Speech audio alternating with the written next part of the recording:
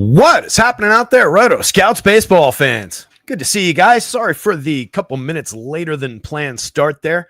Just had to get the stats board updated, make sure we had all the correct numbers to look at today. A little bit late starting overall, just late start in the day, and then had the pleasure of doing all the projections, all the work for the back end twice today. Right at the point where it was like, all right, we got all the pitchers set up, we got all the games, the team run board, et cetera, all the assignments of data and inputs, everything. I flipped over to the hitters tab to just copy paste the hitter list in. The entire thing froze. Sat there for 15 minutes, control alt deleting task manager, nothing wasn't coming up like unresponsive, just sitting there doing nothing. So I had to close the whole thing out, restart the whole process. That was fun. That set us back a little bit on our 10 gamer today. Lot to talk through.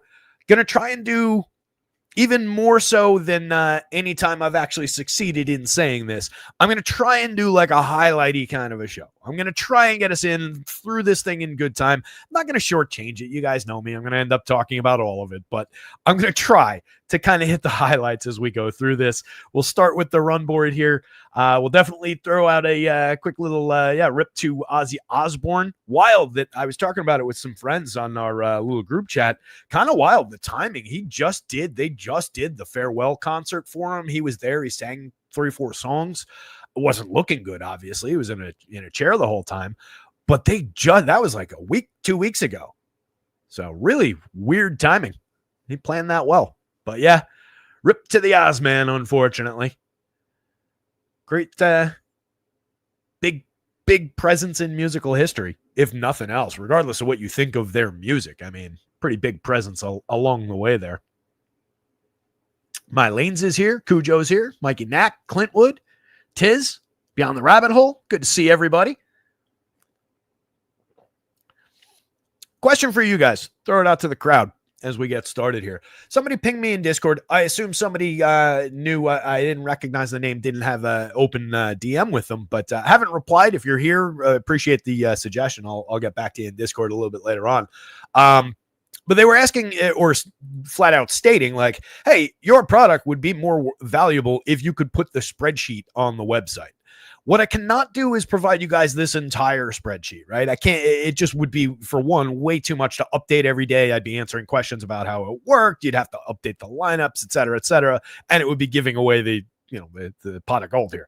But what I could potentially do, I was thinking, was just do like, if I put this up, and it would probably not be fully updated all the way down through lock with all the confirmed lineups doing it over and over and over again.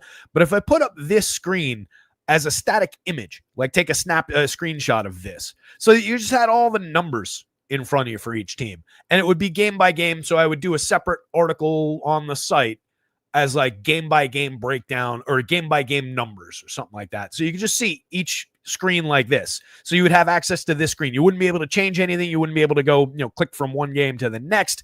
It would just be a page starting at the first game. Big image of this, big image of the next one. Would that be valuable for you guys? Would that help? If it would, I might be able to get it done. I'm not gonna promise anything. We got to see what the workload's gonna look like. Day like today, it obviously would have just created way more chaos. That was John. Thank you, John. Apologies for not getting back. I just saw it a couple of minutes ago, but it's a good thought. It's something people have asked about as far as just like, they want the actual sheet here, which again, isn't going to happen. But as like just being able to provide the image, give you guys a spot where you can look at all the stats, all the numbers, and kind of just anticipate what we might talk about on our show later on or have it all. So it sounds like there's at least a couple of yeses in there. So it's something I'll maybe work on. It would also give me a platform for like days where there maybe wouldn't be a show. I would be able to just drop some thoughts into that, hey, you might want to check out this guy in that, beneath that image or something like that. So maybe we'll start putting that together for the last couple months here and see how that goes. It's a good suggestion either way, John. Whether it does or doesn't happen, it is a good suggestion. I appreciate it. All right, let's dive into this thing. Not a lot of time to waste. Yanks and the Blue Jays, a 9-run total. We're seeing some offense on both sides of that one. We've got some interesting pitching, though. It's Cam Schlittler making his second major league start. First one was pretty successful. He struck out 7, but he did give up 2 homers over 5 1/3 to the Mariners. Could be a similar kind of a day. Short sample, I had to kind of try and middle it a little bit. The Blue Jays were initially showing like triple the power that they ought to be showing. So I think I pared it down to a good point. Blue Jays showing a lot of home run upside, and Schlittler, good as the strikeout stuff may be, entirely unproven. Super proven guy on the other side, Max Scherzer facing the Yanks. They're showing a little bit of offensive upside. They're one of the top-rated teams against Max today. Wouldn't stun me if he had a good day against them, though, and he's been mostly effective. Strikeouts have come around a little bit. He picked up 8 in the last game, 7 2 starts before that. Short started, 4-inning start with only 4 strikeouts, 3 walks in the one in between those two. But I think 6 innings, 7, 8 strikeouts could definitely be in the cards for Max today. But there is the potential for the Yankees to pile up some runs in that one. This is a crucial game in the AL East as well. Yanks dropped a bad one yesterday. Angels and the Mets, a 9-run total there. The Angels going up against Frankie Montas, and the Mets will be facing Kyle Hendricks. Mets pulling a 5+ implied total kind of speaks for itself against Hendo. I'm getting a little bit more offense for the Angels again today against Frankie Montas. For one, Montas tends to push projections toward the opposing offense in our model here. He's given up 4 earned runs 2 games ago against the Yanks, 6 earned runs to the Pirates, including 2 home runs start before that one. Last time out against the Royals was fairly clean, though, and his first start of the year against the Braves was fairly clean. So too good, too bad from a mediocre type pitcher. I'm seeing upside for the Angels, and typically this season, when we've gotten the Angels really, really popping, they've kind of come through as a lower end sneaky team. That is not at all predictive. I shouldn't even be saying things like that, but it has actually worked out a few times. So I'm looking at maybe some sneakier Angels today if they're not all that popular. It is just a 4.01 implied total, though. We need that power to come through from LA. The Giants at the Braves, 4.45 implied total for the Giants, 4.65 on the other side for the Braves. It's Landon Root for the Giants. It's Davis Daniel for the Braves. I would rather attack Davis Daniel with Giants bats in that one just because of Landon Root's ability to keep the ball down, somewhat limit home run power against. He hasn't been outstanding, but he's been fairly effective. He's also been on a pretty solid stretch of starts, finding some strikeout upside. So I think I'd rather take the Giants against the less proven Davis Daniel here. But you could go back and forth either way with that one. I think we probably lean offense a little bit with both those teams in the mid-4s. The White Sox going into Tampa Bay. They're facing Drew Rasmussen. Interesting pitching spot. He's got them checked down at a 3.27 implied total.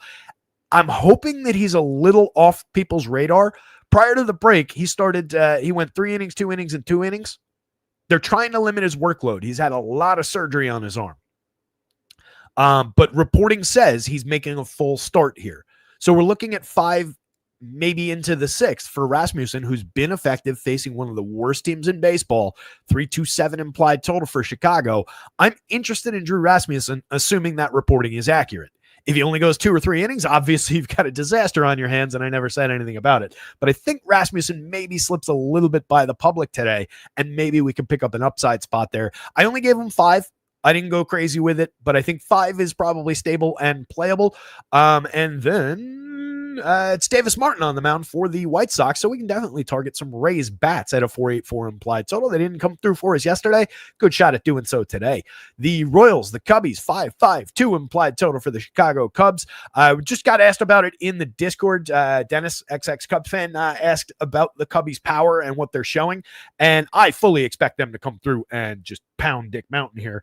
Royals. Rich Hill's been on so many teams, it took me a second.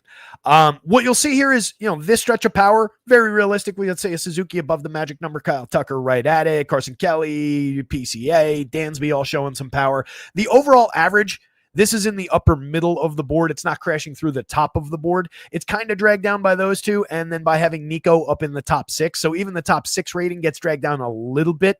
You make that a 5.5. And now you're at a 7.81 for the top 6, which would have been up near the very top of the board overall. So Cubs, depending on how you're looking at it, there is plenty of power showing, and there is plenty of run scoring potential, fantasy scoring potential. I think they are the top team on the stacks board as far as the fantasy projection ranking against the return of Rich Hill here. Hill was never completely terrible for power against, though, too. So the model's got a long memory. 3.48 in his last full season 2 years ago, 2.85 the year before that. So not an awful pitcher as far as allowing home runs. Some of that also has an impact there, just to get back and answer Dennis's question a little bit more in full. But I absolutely love the Cubs today. And the Royals side of that one doesn't look all that great. They're going up against Matthew Boyd, who's been mostly effective to my great surprise all season long. So definitely consider some Matthew Boyd. And those lower end Royals, they came through in a big way yesterday where they put up 12 runs yesterday. I don't see it being that kind of a day, but that does speak to just not chasing the wind, like we talked about yesterday. The both sides of that one went off a little bit. The Athletics and the Rangers, just a 7.5 total there. It's JT Ginn making a return to starting. He's been pitching in bulk relief lately. Maxed out at 3 2/3 over the last few weeks back on June 30th. I think we could expect 4 and change, maybe a fifth inning if all's going great, but I don't expect all to go great for him. The Rangers are pulling a 4.51 implied total against. Plenty of quality bats in that lineup, and they are showing some home run upside, so I'm kind of interested in them. And then the Athletics are really interesting today. 3.08 implied total. They're going up against Jacob deGrom, our top projected pitcher of the day. deGrom's been pitching pretty effectively, pretty deep into ball games. Just knock on wood for staying healthy. That said, it is a high danger Athletics lineup. There's so much power in that lineup. So maybe just with that low total, if you take a couple of the home run friendly bats, maybe they're one-off plays, maybe they're short stack, secondary stacks, but I wouldn't rule out the Athletics even against deGrom, even with that low total, just with the Thunder in that lineup. Course field game is a course field game. 6.39 implied total for the underwhelming Cardinals. 5-2-4 on the Rockies. Looks almost exactly like it did yesterday. That played to a 5-2 game yesterday. Could be very similar. I don't have this one going off quite as much as your typical course field game would. I think the Cards were ranked 3rd overall on the board. I think the Rockies were a couple spots behind that, but obviously we've got the course factor. It's Eric Fede going up against Bradley Blaylock, so those are very gettable pitchers. Framber Valdez on the mound for the Astros going up against the Diamondbacks. 4.20 implied total on the other side for the D-backs reflects, the quality of the hitters in that lineup, but Framber, when he's going right, can be tremendous and is very, very good at pitching deep into games and keeping the ball in the yard. So I'm looking towards some Framber Valdez against a team I don't typically love to attack. If I can get him a little bit lower owned, then maybe he ought to be otherwise. I'll take the shot. Erod on the mound on the other side for the Diamondbacks, pushing a 4.39 implied total toward the Astros. I think we could target some Erod with some Astros bats. A share or two of Erod might be okay here and there, but he's been pretty weak in the 2 most recent starts. Had a gem of a start on the 23rd of June against the White Sox. Struck out 10, 5 hits over 6 innings. If you get that version of Erod, sure, but he's an absolute roller coaster, and you probably don't need to do it today. Brewers, best team in baseball somehow. I said it yesterday. They have a tremendous record. They're on an 11 now game win streak, but they're man for man, their lineup isn't that great. The numbers are okay, but they don't excel in anything. They're just kind of good at everything. It's a weird lineup to be as good as they are. They're going up against Logan Gilbert, and they're answering Gilbert with Jacob Mizurowski, their stud rookie. So should be an interesting pitching game again out in Seattle to end the night. And then the Twins and the Dodgers, 4.80 implied total for the Dodgers against Simeon Woods Richardson seems like a pretty gettable spot. And Yoshi Yamamoto going up against the Twins seems like a very playable pitcher. 3.30 implied total for the Twins, 4.80 on the Dodgers side. You can see sub 4 totals in Seattle. And that is your run board, gang.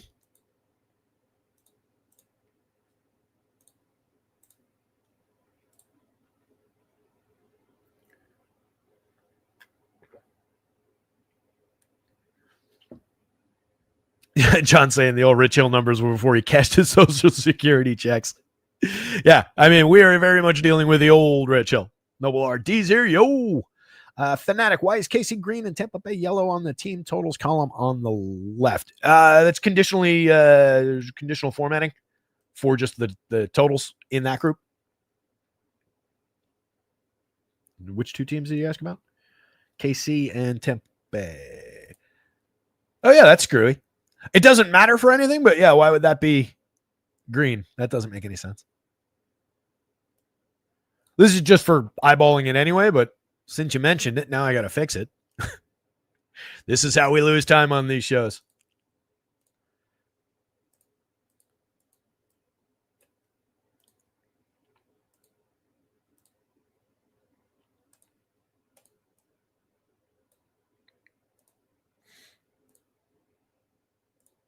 There you go.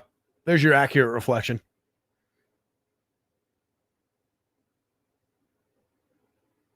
It's correct over here. Weird. Anyway, again, doesn't impact anything at all. But no, that's Fanatics worth calling out because, you know, if people are just looking at that, that's obviously pretty deceptive. No worries, dude. I appreciate you mentioning. So solid top end pitching wise, right? We've got that very capable group with Mizurowski as good as he is, and he is good. It's still a young pitcher facing a capable lineup. You've got Cal Raleigh showing a monster power number against some of the other Mariners bats showing a lot of power. You're paying a super high premium 10-4, 10-3 for Mizurowski.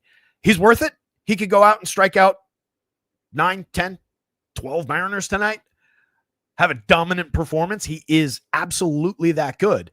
But when I've got Jake DeGrom for less on DraftKings projecting out better, Yoshi Yamamoto, Logan Gilbert, Matthew Boyd, all for less, is Mizurowski is the most expensive DraftKings pitcher with some big names on this slate. I think that's a little silly. You can absolutely go there. Don't think you can't. The Vegas total reflects it. Everything about it is just fine. But especially if he gets any kind of popularity on, that becomes a problematic spot. If he gives up 2-3 runs in that spot, that gets ugly fast unless he's striking out double digits. 10-7, 10-1 for Fromber on as the second most expensive FanDuel pitcher going up against Arizona. I do expect him to go under-owned in that spot. And with his talents, he is able to shut that Arizona team down a fair amount of the time. So I'm kind of interested even at the big sticker price. But the same thing applies with Fromber. A couple of runs against really bends the day against that price tag. 10-1 on DraftKings, it's the same story, but it's a little bit more manageable coming in cheaper than Mizurowski. But having four guys cheaper than both of those guys above them, except for DeGrom on FanDuel, obviously bends the slate a little bit.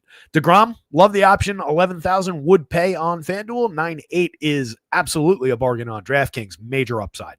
Yoshi Yamamoto against the Twins. 10K, 96. Nothing wrong with that. He's been pretty tremendous all season. Logan Gilbert, when going right, is one of the top pitchers in baseball. 97, 92 works for me price-wise. Boyd, again, don't really trust him. Low strikeout Royals team that is underperformed most of the season, but has flashed for upside in some spots. We've got Sal hitting bombs again. Maybe a little bit of danger there, but 8,900 kind of works as far as that price tag goes. This is the one I think is a total wild card. If we can get away with Drew Rasmussen a little bit under-owned because people are thinking he's going to short start this one, I like that a lot. 87, 84, maybe a little bit more limited ceiling than some of the guys above him, but not necessarily all that much more limited ceiling than some of the guys below him. Even if he goes, if we max him out at 6 and we can say, all right, Scherzer's got 7 in the bag, Erod's got 7, Montas maybe has 7. All right, but he's facing the Yanks, the Astros, and the Angels, showing a lot of power. This guy's facing the White Sox. There's upside there as long as I can get my 5, especially if I can get my 6. It's probably going to be 5. Max 82.75 works for me. I almost picked Max up for this start in the Dynasty League, but I went a different direction because somebody dropped Xavier Edwards on an expiring contract, and I just figured a good bench piece that might still pad some stolen bases would be more valuable than a bad start from Max Scherzer.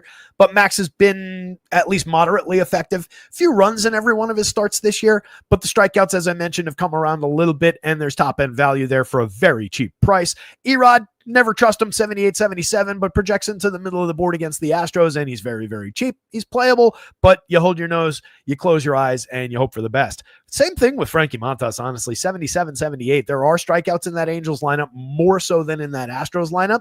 So if you're deciding between the lefty and the righty there, maybe you would lean Frankie Montas against the Angels a little bit more than Erod against the Astros.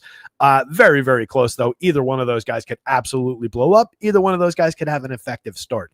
Roop is interesting, but probably not a go-to option. 73 is very cheap as an SP2 on DraftKings, so you can throw him into that mix. 8,000 on FanDuel. I'm a little skeptical. We've also got weather in that game I'll bring up in a second. His value is more in keeping the score low, keeping the ball in the yard than it typically is spiking big games. But the 73 kind of works on DK. Schlittler, 85, 8,000. I'm not fully engaged with that spot right now. He looked good in the first start, but the power against was pretty extreme. That is a very good low strikeout Blue Jays lineup now, 85, 8,000. I think on DraftKings at 8, if you want to mix in some shares, is fine. FanDuel at 85, I don't know that I'm going there all that often. Give me Rasmussen at 87, probably at lower ownership against the White Sox. I don't know that I would say give me like Max, Erod, Montas, Roop in any, really larger shares than Schlittler, but I don't love that one. I think that's a little bit high priced just for a prove it spot. We're probably only getting 5 innings out of him, just the way that Boone manages. I think he came out for the 6th, if I remember correctly, in that first start. Let me see.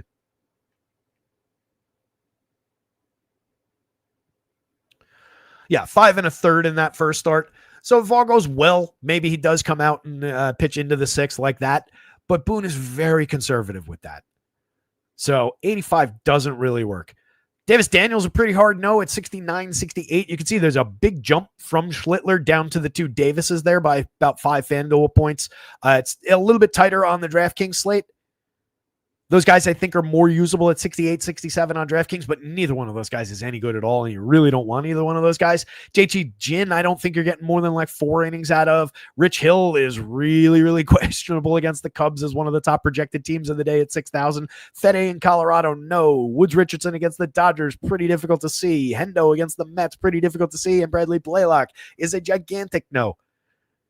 I gave him a 5 here, by the way. I'm not sure what's going on with that DK projection. I just have the FanDuel projection for this guy. I legitimately don't know why he's only coming up at 2 DraftKings points. It should be slightly higher, but you don't want any Bradley Blaylock.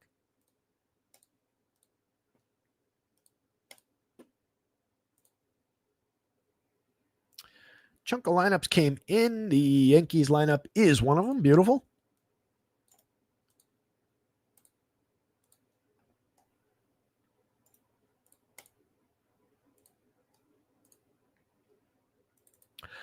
Hit the like button. Subscribe to the channel. We're 13. I noticed it before. 13. We're finally close. We were close like a year ago. We're 13 people away. 13 new subscribers on the channel away from 1,000. And then I can at least talk about it less. We'll talk more about subscribing at the website after that. Hit the subscribe button down there if you've never done it before. It really would help. Hit the like button if you like the show. If you don't like the show, don't hit the thumbs down, but, you don't have to hit the like button. No, I won't make you. If you go over to rotoscouts.com, access is under $1 a day for everything baseball. You get all the projections. You get the individual home run model number for every player. You get access to the power index, the stack rankings, my home run picks. If we put up that new board, that's included as well with just this look of every game by game as a static thing like we were talking about a few minutes ago. So access to everything that hits that site, and that includes football in a couple of weeks from now.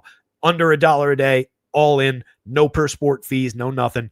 And that's on a weekly, monthly, and quarterly plan. You sign up for a weekly today, less than $7 gets you from today to next Tuesday. It's Tuesday, right? Yankees, 4.42 implied total. Blue Jays, 4.68. So Maxey comes in with a 25.5 strikeout rate, but a 4.70 ERA, a 4.06 xFIP. Again, he's given up a few runs in each of his starts. Last time out, 3 earned runs over 6, but struck out 8. He allowed 2 home runs against the Athletics, but the Athletics are a very hard-hitting club. Start before that, 4 innings, 2 earned runs against the Angels, 4 strikeouts, but 3 walks, a lot of pitches in the 4 innings. 5 innings against the Yanks, 7 strikeouts, 1 home run. 2 earned on 3 hits. Could absolutely go out and replicate that and put another inning on top of it now that he's a little bit more stretched out. So Max, entirely playable. I think he's one of the more upside pieces that you can get to at 75 on DraftKings, as somebody just said in the chat. Very challenging under 8K on DK today. So Max is very much on that board. At 82 on FanDuel, I would absolutely play some Max Scherzer shares. This Yankees lineup has a lot of swing and miss, a lot of strikeout in it. Cody Bellinger is very good at avoiding the strikeout. Jorby Vivas doesn't matter at all, but he's sub 20%. Everybody else in this lineup is in the 20s, mid-20s, upper 20s. Even their top bats, the Aaron Judges of the world. Giancarlo Stanton certainly strikes out a ton. Jazzy strikes out a lot. There are Ks on board from Max, so 8 strikeout day. Keep the Yankees off the board outside of the oddball home run, 2-run homer or something like that. Definitely in play. And at these prices, a 2-run shot, 3 runs scored, something along those lines, as long as we can still book a quality start, doesn't really impact Max as much as one of the $10,000, $11,000 pitchers giving up 2-3 runs would. So there's plenty of upside for him. Schlittler at 8.85. Again, had a good first start, 7 strikeouts, but allowed 2 home runs, 3 earned on 4 hits. That was against the Mariners. Blue Jays have been playing up a little bit better than the Mariners have. You can see this stretch of power for these Blue Jays right here. That is juicy. And that's very real. George Springer, Vladdy Guerrero, Bo Bichette, Addison Barger, Alejandro Kirk. Those are home run hitters. Those are guys who can definitely drive the ball against this kid. In that first start, it was okay on the hard hits, the exit velo. Again, very, very small sample, but extreme fly ball trajectory definitely can get some of these guys up and out of the ballpark. Obviously, we're ignoring the 9.52% home run rate in one start. The 106.68 Stuff Plus rating, that's real, though. Stuff Plus works in a single game sample. Stuff Plus can work on 2-3 pitches. So he's got excellent ability. He's an upside prospect for them. He's also probably going to get dealt to somebody else at the deadline, but we'll see what happens there. He's playable. 8,000 works on DK a little bit, but I'd rather have Max at 75. 85 on FanDuel. That hurts. I don't love that price. You can play him there, but not great. Yanks are showing a little bit of power upside. Some of the obvious guys definitely drawing some upside against the 11.3% barrels that Max is allowing this year, the 5.32% home runs in the 5 starts. Obviously, that's extremely small sample as well. Last year in 9 starts, though, he was giving up a decent amount of premium contact, just under a 4% home run rate. Year before that, in 27 starts, 4.51% home run rate. 3.77 ERA, a 4.02 xFIP, 28% strikeout rate still, but that's a lot of power against in basically not a full season, but close to. So I think the power that the Yankees are showing is real. It's just a matter of how many holes are in it. Is it a situation where nobody's on base, they hit the home run, Max strikes out 3, goes out the next inning, we get one guy on base, nobody comes through, Max picks up a few more strikeouts, and the Yankees just keep stranding runners? Is it a situation where we can have a few guys on base and hit those home runs? I do think the power comes through a little bit. I question whether this Yankees lineup sequences well enough against Max. Trent Grisham in the top spot at 38-28, playable. Down to 255, 359, 478. The on-base skills still okay. The ability to drive the ball is intact, 14.5% barrels, but the hard hits are coming down. He hasn't did 17 home runs. He's been stuck in that territory. He might have 1-2 in the last little bit, but he's been stuck in that range for a minute now. 223 ISO overall, 136 overall. He's having a very good season for being Trent Grisham, but I think we cool on expectations. The thing about that, though, is he has not gotten priced up at all for the previous performance, so perfectly fine to bolt in ahead of Cody. Cody at 53-35, 17 homers for him on this season going up against a righty. Was not in the lineup, oddly, yesterday. Boone makes weird decisions. They were talking about it during the broadcast apps, actually, and it almost set my hair on fire. That he was, bad number for 18 in his career against whoever pitched for the Blue Jays against Gaussman. And they were talking about Boone doesn't decide things by that, but he uses experience against the pitcher as a tiebreaker in a lot of situations. So if that tiebreaker, if your BVP tiebreaker gets Cody Bellinger out of the lineup against a righty, you're making mistakes and you're not fit to manage my Yankees. Drives me nuts. We're using BVP to decide this now. 18 plate appearances. Ridiculous. Cody's having a good year. Absolutely play him. Ties directly into Aaron Judge, who's a monster, 18.19 in the home run model. He's got 36 on the season. He's still creating runs 113% better than the average player by WRC+. Jazz at 54-36. You're paying him pretty juicy price for Jazz there. 17 home runs, 10 stolen bases, one of their better bats on the season, a 250 ISO. He is not the most reliable guy in the world. He strikes out a lot, but he also draws his walks. Definitely a lot of upside there, but he is a very high price tag player. Second base, at least you get a big bat at second, though. Giancarlo Stanton sets that back as far as the price goes because he's only 37 on DraftKings. Monster upside there. 5 home runs in 93 plate appearances, a 222 ISO. I said it yesterday. Everything about what he's doing looks exactly like Giancarlo Stanton to me. Take advantage of the cheap price at 37. He's at 32 on FanDuel. He hits home runs in bunches, and that swing is heating up. Ben Rice, solid contact numbers, 41, 3,000. You've got the catcher eligibility to work with on DraftKings. 14 homers, but everything else about Ben Rice is kind of cooling around the edges. Does still have that nice 403 xWOB under the covers, though, because he draws some walks. He doesn't strike out a lot, and he hits the ball very, very hard. So there's always upside on Rice. He's affordable. He's not a top-end player, I don't think, but he's a cog in the machine for these Yankees who could come through with some of that power. 9.76 in the home run model. Austin Wells is a home run hitting catcher. He's at 14 on the season. Doesn't do a lot else. Solid 219 ISO, but just a 276 on base and 94 WRC plus. Extremely playable. Jordi Vivas is the dead min on both sites. He's supposed to have a hit tool so far in 62 plate appearances in the show. He absolutely does not. Also not a very good base runner. Anthony Volpe is just kind of bad. 3,400, 3,000 across sites. 214, 286, 394. He does have 12 home runs, 10 steals, some RBIs. He is a player who's capable of driving the ball with a 10.4% barrel. He's hit a lot of doubles this year in his 400 plate appearances, but overall, it's just a bad bat with a little bit of pop at the bottom of the lineup. Challenging to get to. Blue Jays going up against Schlittler. I love the upside for them, especially with all that power showing. The home run pick of the day comes from this team. We get Nathan Lukes in the leadoff spot. Solid home run mark for him in the middle of the board. He's got 5 in 228 plate appearances. Not really putting big bat on ball. I think that's more impact from the small sample of Cam Schlittler. That should probably be a little bit lower, but there's not much we can do about it while still keeping the other guys where they ought to be. So take the good with the bad. The good news there, though, with Lukes is if you get him, he's very good at getting to first base, 360 on base, a 111 WRC plus, and he hits ahead of the stretch of power bats that you actually want. Springer for 5 for 35, 17 homers, 12 steals, a 222 ISO, a dynamite return to form for George Springer this year. He's looking excellent, 13 plus in the home run model.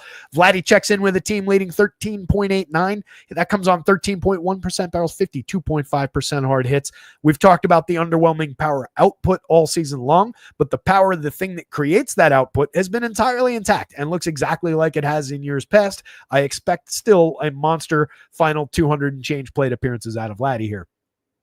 Bichette at 48, 3,000. Solid season. Very good slash line. Creating runs 12% better than average in the heart of this lineup.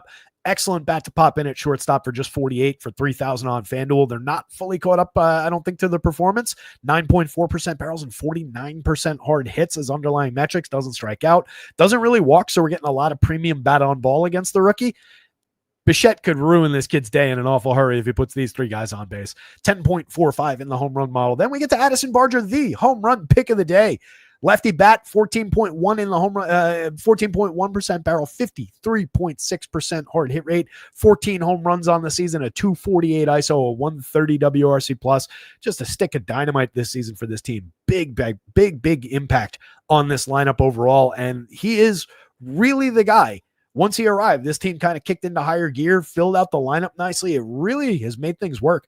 Alejandro Kirk at 39.28 is way too cheap for a catcher, slashing 309, 366, 416. He's got a 119 WRC plus. He's got a 371 xWOB under the covers. Because he's got a 9.6% barrel and 54.2% hard hit, we could see more impact for extra base hits, home run upside from Kirk in the final 2 months of the season. On top of that, does not strike out. Sub 10% strikeout, 8.5% walk. His 10% strikeout and Ernie Clement is going to cause problems for this kid. Ernie is a contact-oriented hitter. Loperfido above him in the 7 spot has a little bit of pop from the left side, though. Hasn't had an opportunity to really flash it so far in 29 plate appearances in the show this year, but he does have a home run on the board, a 143 WRC plus in the tiny sample. Very playable at just 27, 24, 7.61 for him in the home run model. Very, very real. Ernie can get on base. Will Wagner, mix and match quality guy in the bottom spot.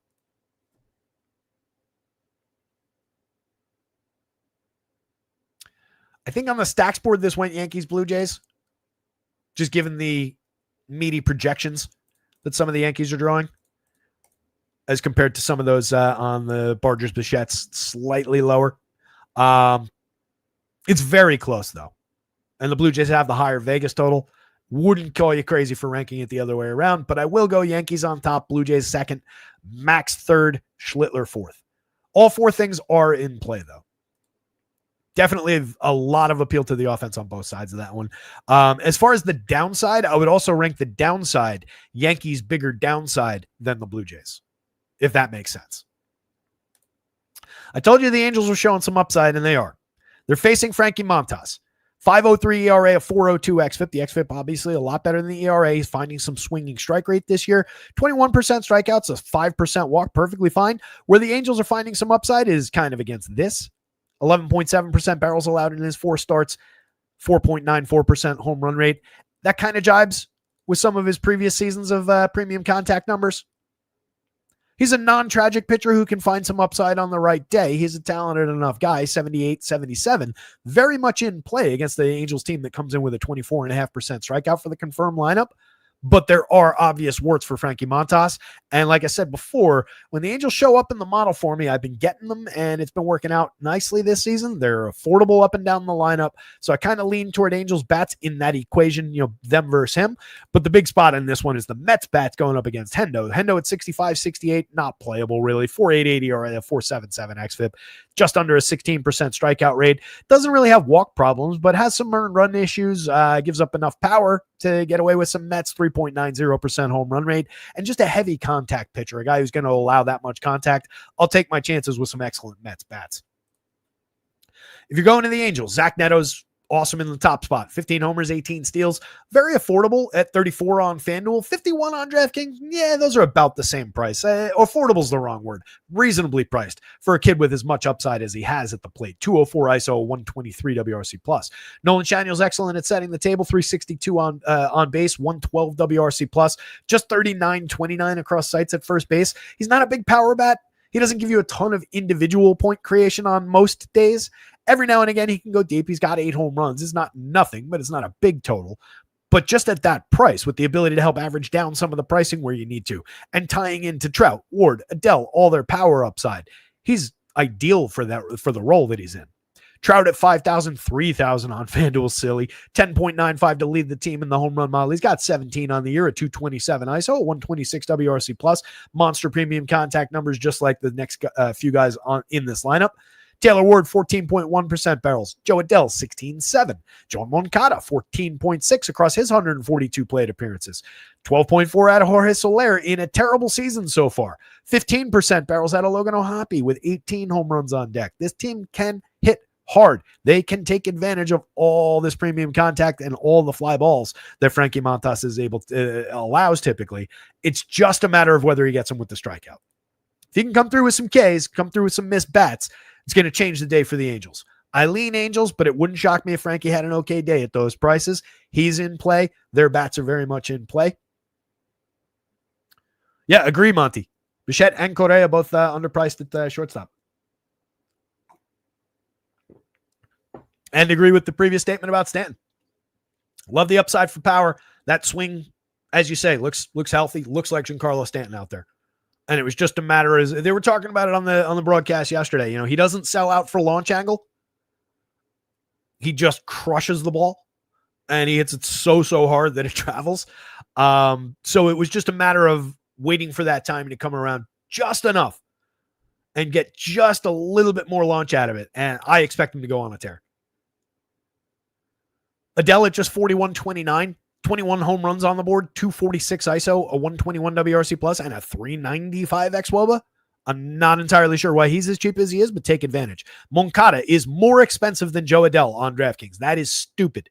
He's 100 less on FanDuel. In 142 plate appearances, Moncada has 8 home runs, a 262 ISO, a 131 WRC+, 357 xWOBA. He's been good this year. He's actually looking like the guy that we were sold as a prospect years and years ago. Kind of coming through in limited plate appearances. The slash line isn't all that great on the front end with a 238 average, but 338 on base, a 500 slug is excellent. Very affordable at third base. It's just silly that they got him more expensive than Adele. Soler at 32-28 has to be interesting. 11 home runs on the season. It's been really disappointing this year. The power's been mostly out, but he does have a 12.4% barrel. That's an almost exact match for last year. Both numbers down from the year before, but we know there's thunder in that bat. On the right day, love the upside against Frankie Montas. That could be a sneaky cheap play in this Angels lineup. O'Hoppe's got all the power in the world as a catcher for 35 where you need it, 28 where you don't need it, 18 home runs. Hold your nose, ignore the rest of the slash line. Does have a strong ISO at 205. And then Rengifo's been mostly dead all year. Nimmo for 3,000 continues to be really interesting atop the Mets lineup, given his previous ability to get on base pretty successfully, given the 18 home runs and the 11 steals, the 123 WRC+, 9.8% barrels and 50% hard hits. That dude is just good. I don't really know why he's quite as cheap as he is. Lindor for 52.34, underpriced star. 19 homers, 16 stolen bases, a 112 WRC+ out of Frankie. 248, 316, 435 we can maybe quibble with a little bit, but if we're looking for counting stats, if we're looking for star caliber upside from a shortstop against a nothing pitcher, Lindor is very much on that list, and his price is down. Soto at 58.39, 24 homers, 12 stolen bases for Juan Soto, continues to stand out and be weird. 151 WRC+ and a 450 xWOBA. That's insane. Pete Alonso, 20.2% barrels on the season. He's hit 21 home runs. He's got a 243 ISO, a 149 WRC plus, and a 411 xWOBA. Jeff McNeil for 35.28, moderately effective. He varies between being a situational power hitter these days with a 207 ISO, 9 home runs and 245 chances, but that doesn't come on any kind of barrels or hard hits or any kind of regular performance. It's just taking advantage in a couple spots, but he's been doing it pretty effectively. It makes him slightly more interesting than the slap hitting version of Jeff McNeil, so playable option. Mark Vientos at 28.27 remains playable despite a pretty bad 269 plate appearances this year with a 78 WRC plus and just a 289 xWOBA. We're just going there on the faith from what we saw from this kid last year, really. Brett Beatty came through for us yesterday after we talked about him. 3,200, 2,600, hit his 11th home run, 194 ISO, a 105 WRC plus with a 340 xWOBA. But between the two, Brett Beatty might actually be the more interesting hitter down here. 13.3% barrels, 47.4% hard hits. I got to pull up the sheet, so I'm actually doing it on there, not on the screen. All right. A little bit more interesting so far this year, and he comes in only a little bit more expensive, but that key second base eligibility that we love, really like that. I would probably rather have Beatty at second base than Jeff McNeil. Francisco Alvarez, 31.25, 3 home runs in his brief 142 plate appearances this year. We've seen this kid be a monster at the plate as far as power upside. Everything else is kind of unreliable, but he's drawn some walks. He can be interesting in other ways. 9.2% barrel and 50.6% hard hit in the small sample this year. 6'8", 42.3 last year, 12.5, 44.3 the year before. We came away with 11 home runs and a pretty bad 338 last year, 25 in 423 plate appearances the year before. You can see the atrocious slash line that goes with it, though. So considering that he's barreling the ball more than last year, closing in on 2 years ago with a better hard hit rate, in ways, he might be a more interesting bat this year if we get an extended opportunity. Ronnie Mauricio, inexpensive toward the bottom of the lineup, has a skill set that should create DFS scoring days, but has not really come through very much in 112 plate appearances. Don says, hello, I have a pitcher's parlay I would like you to look at if you don't mind. Yeah, drop it in. Don, just give me all the key details because I don't really look at betting as much. Mets bats in a big way, followed by the Angels bats for me. Then Frankie Montas. I do not consider Kyle Hendricks all that playable. Giants and the Braves. Where to start with this one? So, Landon Roop, as mentioned in the run-up, not tremendous as far as DFS scoring necessarily. Just a 20.9% strikeout. He walks too many opportunities with guys on base. He's pitching to a 3.27 ERA and a 3.99 xFIP despite all those guys on base. Despite that general lack of strikeouts, he's been very good at limiting premium contact, keeping the ball down with an 8.9 degree average launch angle, allowing just 1.88% home runs, missing the sweet spot of the bat by and large. So it's difficult to generate hard hit, exit velo, barrels are down low against him, and he keeps the ball down. That has an impact through this home run stretch for the Braves. Even Ronnie Acuna is only halfway to the magic number. 5.02 to lead the team today. So that does hit them a little bit here. I mentioned before, there's also rain in the area for this one. Oh, no, actually, this one's okay. Storm should hold southwest. So this one's okay. The White Sox and Rays game has a lot of weather in the area. And the Colorado game has a lot of weather in the area. So this one we're actually fine. So for 73, for 8,000, Roop comes as a stable option maybe, but kind of limited ceiling. I think the DraftKings price is inoffensive. He's pretty usable over there as an SP2 and capable of giving you SP2 numbers over like 6 innings in this spot. Last time out against the Dodgers on the 12th, went 6, 1 earned run, 2 runs total on 7 hits, struck out 8 Dodgers in that one. That was an upside performance for him. The 3 starts before that, he struck out 3 Phillies. He struck out 4 Diamondbacks, but walked 4 of them. Struck out 4 White Sox, but walked 2 of them. Gave up 3 runs total in those games, though. 5 innings, 4 innings, 5 1/3. A 6-inning shutout against the Red Sox prior to that stretch on the 21st of June. 7 strikeout game. So I think 6 with probably reasonable to say like 5 strikeouts, but upside on a ceiling type day to 7 maybe against these Braves. They do come in with a 22.6% strikeout rate on average. So there is a little bit of strikeout upside between the two pitchers. We obviously lean Landon Roop, but it wouldn't shock me if the Braves come through with some sequencing. Somebody finds a home run. Maybe it's off the bullpen that we get our upside, because There's going to be some bullpen arms coming into this game at some point. Braves carrying a 4.65 implied total with a lot of talent in there. I can definitely get to some Braves here, but I can also get to some Landon Roop, at least on that DK slate. On the Giants side, I think it's all bats. I don't think we take any Davis Daniel here. One start in the show this year, went 5 innings, struck out 6, walked 3, just 1 earned run. If you get that start, I guess it's all right. Oh, no, excuse me. That was 1 start, 1 relief appearance. The start was against the Cards. It was 4 innings, 5 strikeouts, 3 walks, 1 earned run. So that's all right. But at 68, 69, I don't know that he's necessarily even cheap enough for that kind of a day.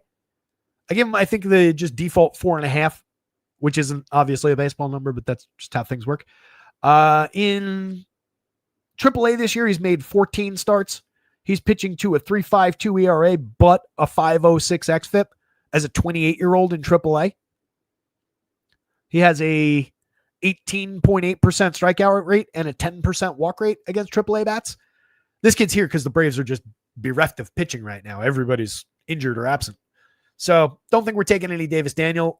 Even with the Giants with some free swingers in this lineup, I just like their upside with a 4.45 implied total. Young-Hoo Lee in the top spot for them, 3,800. Look how cheap these Giants are, by the way. Going up against a kid who can barely hold his own at AAA as a 28-year-old. That's an upside spot.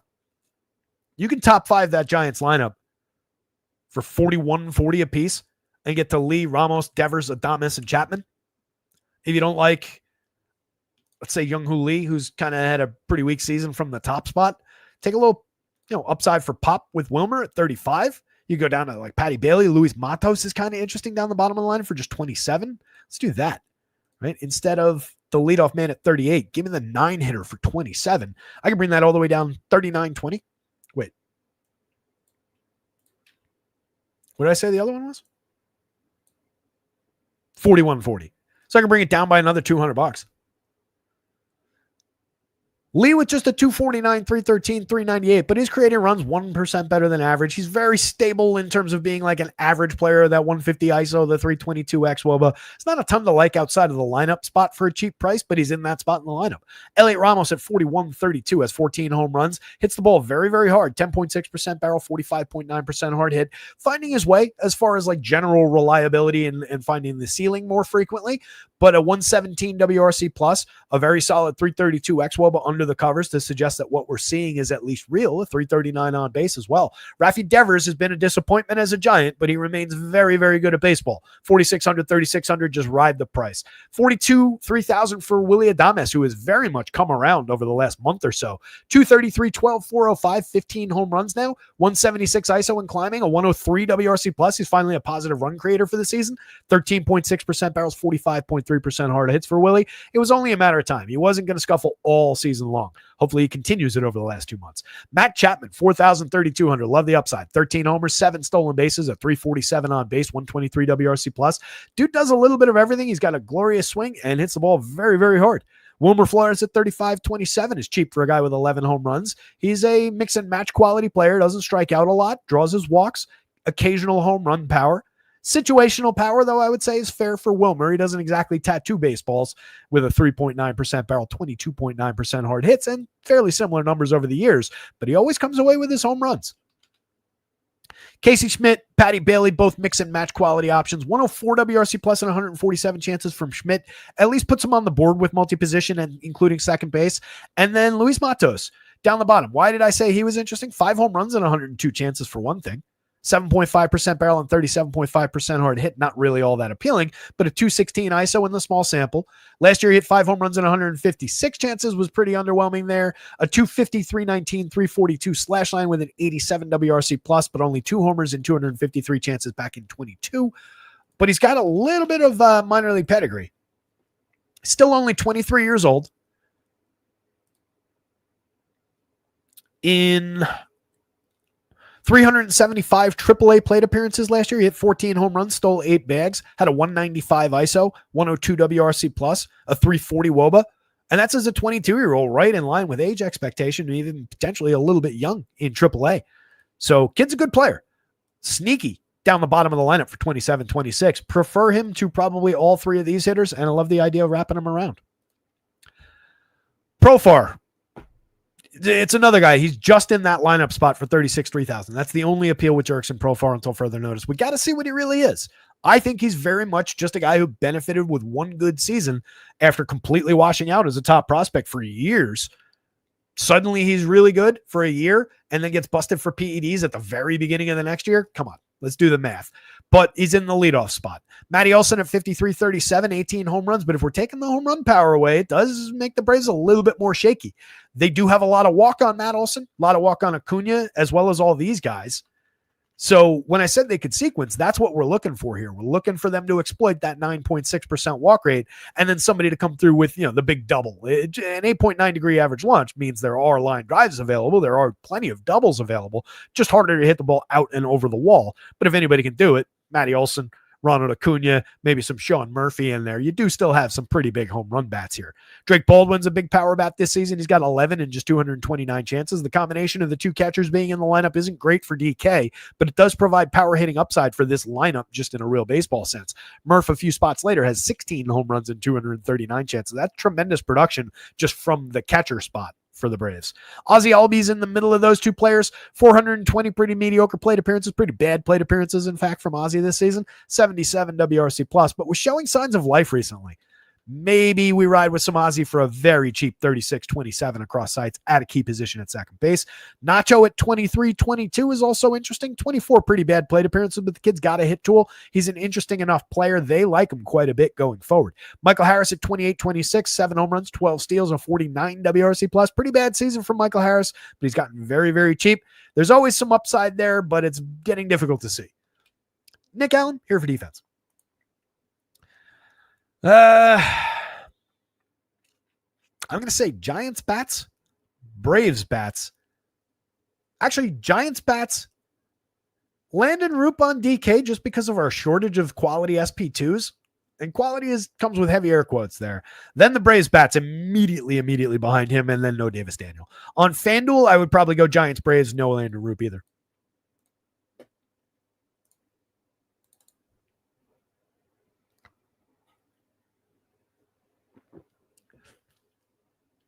Monty saying the park in Atlanta seems to be heating up as summer rolls on, even lazy fly balls carrying with the humidity. Yeah, I mean, Atlanta very much plays that way. So you got that in mind. You've also just got so many good bats in that lineup, some of whom have underperformed on the season. So there's a lot of just power and there's a lot of barrel available in that lineup. So yeah, that'll help the ballpark look big too. But yeah, the lazy fly balls carrying definitely plays a part in parks like this.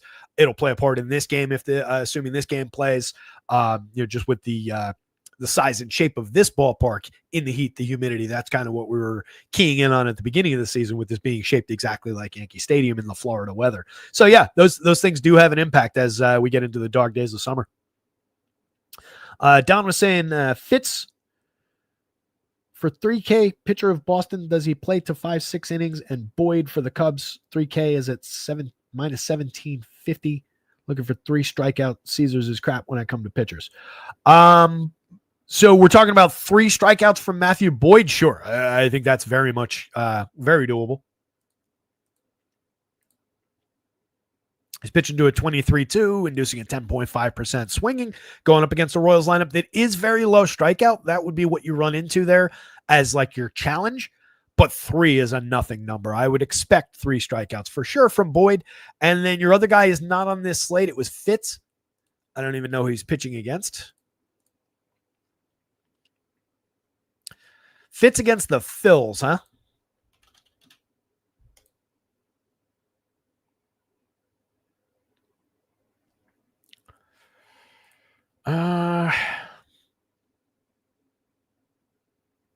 He went 5 2/3 in the last one, so you might get the depth.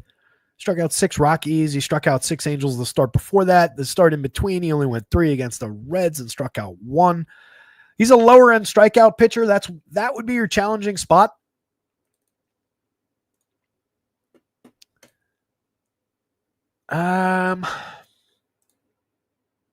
You only need 3. If you only need 3, I think it's doable. And it would come down to what kind of odds you're getting there. But 3 strikeouts for anybody is not a big challenge. And there are some Ks available for him in that Phillies lineup, a little bit more so than in the Royals lineup, but Boyd is the better of those two pitchers, better for strikeouts. I don't think that's a terrible combination since you're shooting for low totals. Hopefully that helped. Hopefully I didn't sit on the fence too much on you there. The Rays. Oh, I'm on the other slate. Rays lineup's got to be in by now. No, still not. Interesting. So the Rays are another one of these teams where it's really weird. Even going up against Davis Martin, who's allowing a 3.59% home run, all these hard hits, all that exit velo. He's over the threshold here, and probably lucky to be at a sub 4% home run rate. Doesn't strike anybody out. Doesn't really walk anybody. Not problematic there. 3.79 ERA, but the 4.31 xFIP is the true number with this pitcher. There's a lot of contact available. But if this is the version of the Rays with no Brandon Lau, it's really interesting because you've got a nothing power bat in Chandler Simpson up at the top. He probably will not hit a home run all season, or maybe not in his career, unless it's an inside the Parker. And then you've got these four guys down the bottom of the lineup who similarly, there's not a lot of power there. Nobody above even a 5% barrel. One of those guys, or two of those guys, apologies, Matt Dason, your 176 plate appearances. Not a lot of hard hit there. That's an average of a 32.8% hard hit rate. That's an average of a 3.8% barrel rate among those hitters. That's not a ton of productivity either. It's an average among those four hitters at the bottom. The only one above average is Jake Mangum. That's an average 85 WRC plus. So you really, really are talking about the meat of this Tampa Bay lineup. If you get Brandon Lau, it definitely extends it. It's a monster left-handed power bat to this lineup. Makes them look quite a bit better. Even with this lineup, they're at a 4.84 implied total. There's tons and tons of upside for the Rays. They're going to need to sequence. They're going to need to run a little bit. They're going to need Chandler Simpson to get on base 3 times. Steal a couple bags. Same thing with these guys. That's kind of what this lineup is geared toward when Brandon Lau's not in it. You've obviously got major upside in Junior Caminero with his power, 25 home runs at 10.17 in the model. He could have a huge day against Davis Martin. Is it going to be a big day for his individual power with nobody else on, or are these guys going to get on base in front of him? You've got good options for that. Simpson is very, very good with his hit tool and with getting to first base, 330 on base, 27 stolen bases so far. 352 on base for Yandy, 394 on base for Jonathan Aranda. So these Rays are going to need that sequencing to really come through. I just really like their chances to do exactly that because of the high contact nature of the pitcher, because of all the premium contact that he allows. So we could see a pretty solid day, even though the Rays not necessarily showing up in the power index, in the home run model. And again, if you get Lau, so much the better. Aranda comes through with a ton of premium contact. Having an excellent season as far as the slash line goes, as far as his run creation at 146 WRC plus, 396 xWOBA, just doesn't deliver on all of that premium contact when it comes to home runs, when it comes to extra base hits with just a 163 ISO. Kind of a weird combination of factors, but I would think that if he's able to do this, this supports the idea for ongoing future power to come through. Josh Lowe is a good hitter, 224 pretty weak plate appearances, 6 home runs, 6 steals, a 95 WRC plus. He's quite a bit better than that. Low strikeout this year at 20.1% over his 224 chances. That's down from 24.8 2 years ago and 31.8 in 387 chances last year. He was also not great last year. Finished at a 98 WRC plus, 10 homers, did steal 25 bases. Monster season back in 23, 20 home runs, 32 steals over 501 plate appearances with an excellent slash line. He is capable of getting back to that. 49.28. I do feel like on DraftKings especially, you're priced somewhat for that version of Josh Lowe. 2,800 on FanDuel, you're not at all. You're priced for this version of Josh Lowe, which is great. You can take advantage of that. Solid lefty bat to throw in a nothing righty. Mangum is a quad A player. Still, I know he's slashing 301, 342, 381 at the major league level and creating runs 4% better than average. We got this lineup. No Brandon Lau. That's a shame. I continue to not really believe in the quality. He is hitting for average. I will give him that much. He's getting on base. I will give him that. 0.080 ISO, a 301 xWOBA, where the average is around 320. No premium contact. It's low strikeout, low walk, so he's just putting bat on ball, and that plays up for sure against this pitcher. Mangum could have 4 batted ball events in play today, and then it's going to come down to where do those balls fall. The guys at the bottom, Thace for a $3,200 catcher has a 42.9% hard hit, only 1 home run in 176 plate appearances this year, just 2 in 186 last year, hit 9 in 307 chances the year before that, but only a 126 ISO. There's really not much to see there with Matt Thace.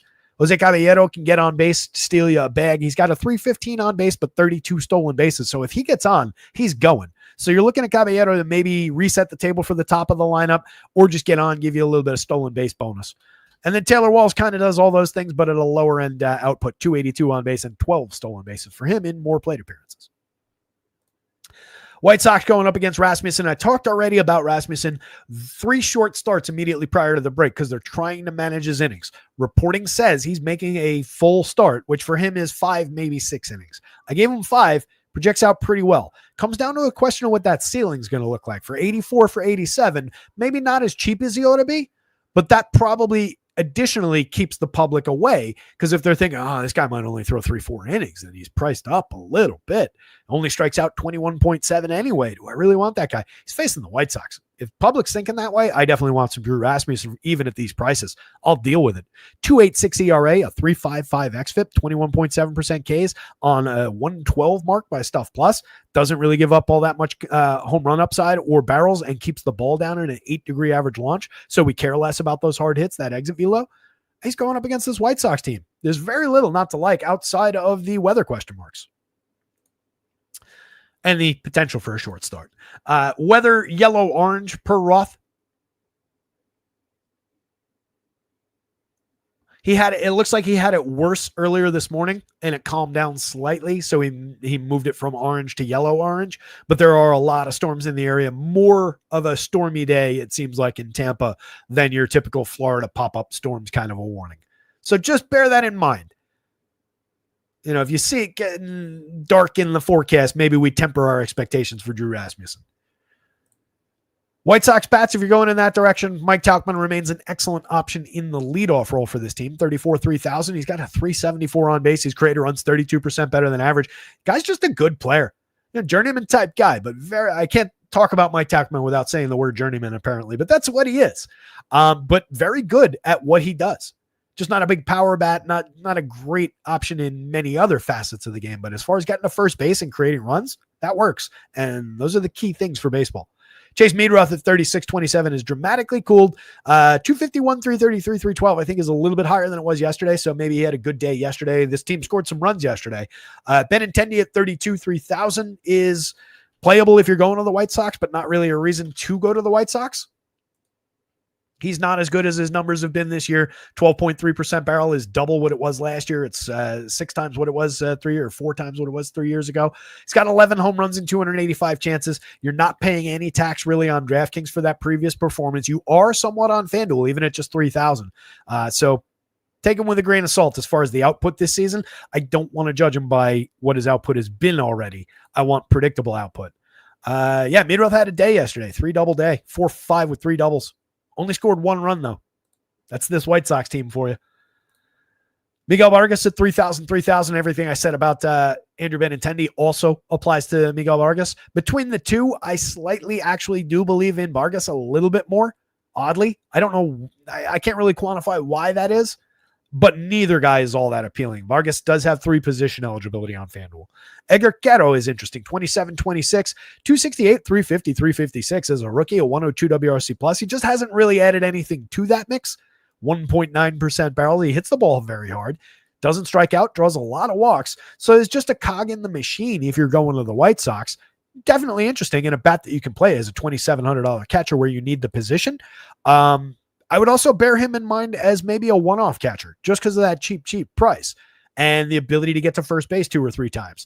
But like I just said about Chase Meadroth, dude went 4 for 5 with 3 doubles. So he was in scoring position 3 different times at least and scored 1 run yesterday. It's just the nature of the beast with this team. It also speaks to the reason we don't talk about runs and RBIs all that much, because they're out of the hitter's control and they're entirely non-predictive. Colson Montgomery, 24-25, somewhat interesting. 262, 354, 333, kind of delivering on his prospect pedigree, just minus the power so far. But a 12% walk rate over 49 plate appearances has been all right. Lennon Sosa always puts good bat on ball. 9 home runs and 316 chances with a okay front end of the slash line. a 94 WRC plus speaks to the 292 on base somewhat, but 8.2% barrels, 42% hard hits for 26 at second base, multi-position on FanDuel. He's a mix and match quality player, but probably better than Brooks Baldwin and Sneaky. Baldwin at 24-25 has a 75 WRC plus and not all that productive. And then our guy Michael A hiding down the bottom of the lineup with his excellent 13.8% barrels and 48.3% hard hits over 205 chances this year.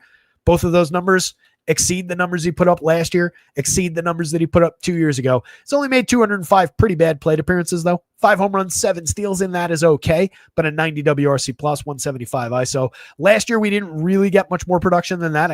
In fact, 5 home runs, 12 steals, and 300 plate appearances.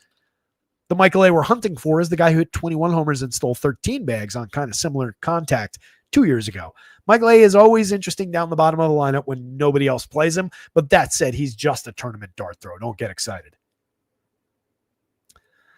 Drew Rasmussen and or the Rays bats, and then anything White Sox is after that.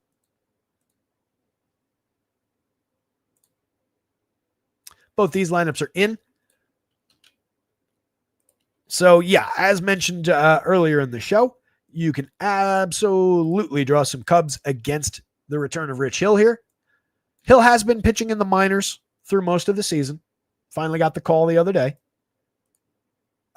If you're not familiar, Rich Hill made his debut when this player was like 4 years old. This player was 2 years old. I imagine all the rest of these guys, not all that old. Maybe Sal was, in his early teens. But Rich Hill's been in the league quite a bit. He's my age. Well, I'm slightly older. God, that makes me sad. I don't expect much. Don't know how deep we're going to get with Rich Hill here. Probably won't matter as far as him being stretched out versus them just putting a hurt on him with a 5.52 implied total and just all the talent that this Cubs team has. He did hit the 5-6 inning mark a couple times in AAA. He made 11 starts, 9 of which came at AAA, 2 at the complex level. Pitched to a 5.22 ERA in AAA. Give up 11 home runs to 223 AAA hitters. 61 strikeouts over that stretch in 50 innings, though. You're hunting for strikeouts. Maybe the old Rich Hill pops his head up a little bit for some Ks. These Cubbies, not exactly super high strikeout outside of a couple of their big bats, but those are big, big bats. So I'm very much taking the Cubs side of this one. I want no part of Rich Hill at 6,000 on either site. Even as a DraftKings SP2 mixer, I'm incredibly skeptical about finding any quality there. Matthew Boyd, on the other hand, 89.99. Again, 23.2% Ks against a 5.2% walk this year. A sparkling 2.34 ERA. Pitching to a 3.85 xFIP, though, right? This is the real number from Matt Boyd. This is why I continue to at least mention that I came into the season fully expecting his first, 8, 10 starts, whatever they were, to eventually crumble. And we really haven't. 111 and 2/3 over 19 starts. He's been good throughout most of the season. His worst start of the year was a 4 earned run game. 4 innings at Cincinnati, 4 earned runs on 8 hits, struck out 3, walked 2. That's his worst start of the season. He's good. I got to say it. Matthew Boyd is good. He's going up against a really low strikeout Royal squad that has a lot of hit tool, has a good mix of power, has some upside for sure. So I would be a little bit wary with Matthew Boyd, but the 89, as it bounces off those 10,000 plus prices, works really, really well on DK. The 99 on FanDuel, similar, but a little bit more expensive, a little bit more difficult to reach, puts them a little bit closer to the same shelf as those guys. Tons of upside, though. 3.60 implied total for the opponents. Jonathan India for the Royals. If you're going Royals bats, I don't think they're out of the mix. They could be a little bit sneaky here. They could be a little bit low owned here. It seems like a good hitting day in Wrigley. So you're just dealing with the Matthew Boyd component of it. And if you're not a big believer in Matthew Boyd, if you think there's going to be a downside start somewhere, this Royals team is an interesting enough one to get to. You can see pretty solid impact on even the home run numbers. He's given up a 2.27% home run rate while missing some premium contact, even though he is a fly ball trajectory pitcher. You got Sal, who's been on a tear. He's up to 17 home runs now, finally delivering on the premium contact he's been making all season. Got a 207 ISO. He's up to a 103 WRC plus, looking a whole hell of a lot like the Sal Perez of old, finally. India, as mentioned at the top, 88 WRC plus, really been empty for counting stats. we just talk about him as an on-base and correlated scoring option now, but he continues to be in that spot, so you can always play him. Bobby Witt at 55-37 has 14 home runs, 27 steals, a 122 WRC plus. He's an absolute star at the position. Maybe a couple bucks cheaper than he ought to be. But again, facing a good pitcher, it's a believable price range. Michael Garcia's come down in price, 43.29 now. That's commensurate with coming down in performance somewhat. 293, 347, 446 overall, though. It's been a good year. I'll take the upside that I know is very real in that player. Low strikeout, medium walk rate. Going up against a pitcher like this, I can buy the upside with Michael Garcia if I'm going to Royals. Then we hit a stretch of Nick Lofton, Freddie Thurman, John Rave, Kyle Isbell. 4 of those guys, 4 for 4 there, not all that appealing. Nobody above an 82 WRC plus in that stretch. That's really where you hit the skids with this Royals lineup. It's really why they're bad with sequencing with run creation overall for the season, despite having a very strong top 4, top 5. The guy who's the wild card in that mix I skipped over is Jack Caglianone. 12.8% barrels, 43.1% hard hits for the kid, slashing 149, 211, 291. Pretty bad. 34 WRC plus, but a 341 xWOBA. Kid's a potential star in this league. Monster pedigree through the minor leagues. So we're definitely playing some Caglianone. Very, very cheap. It's just very questionable production over 152 major league plate appearances so far. Maybe not fully cooked. Cubs bats, Nico at the top of the lineup, dragging down the home run total for this team, but he's good at getting on base, good at setting the table for these guys. He steals bases, 17 stolen bases in 394 chances this year, 102 WRC plus. At worst, he's a solid mixer at second base for the cheap prices. Helps bring the price tag down for these bats too.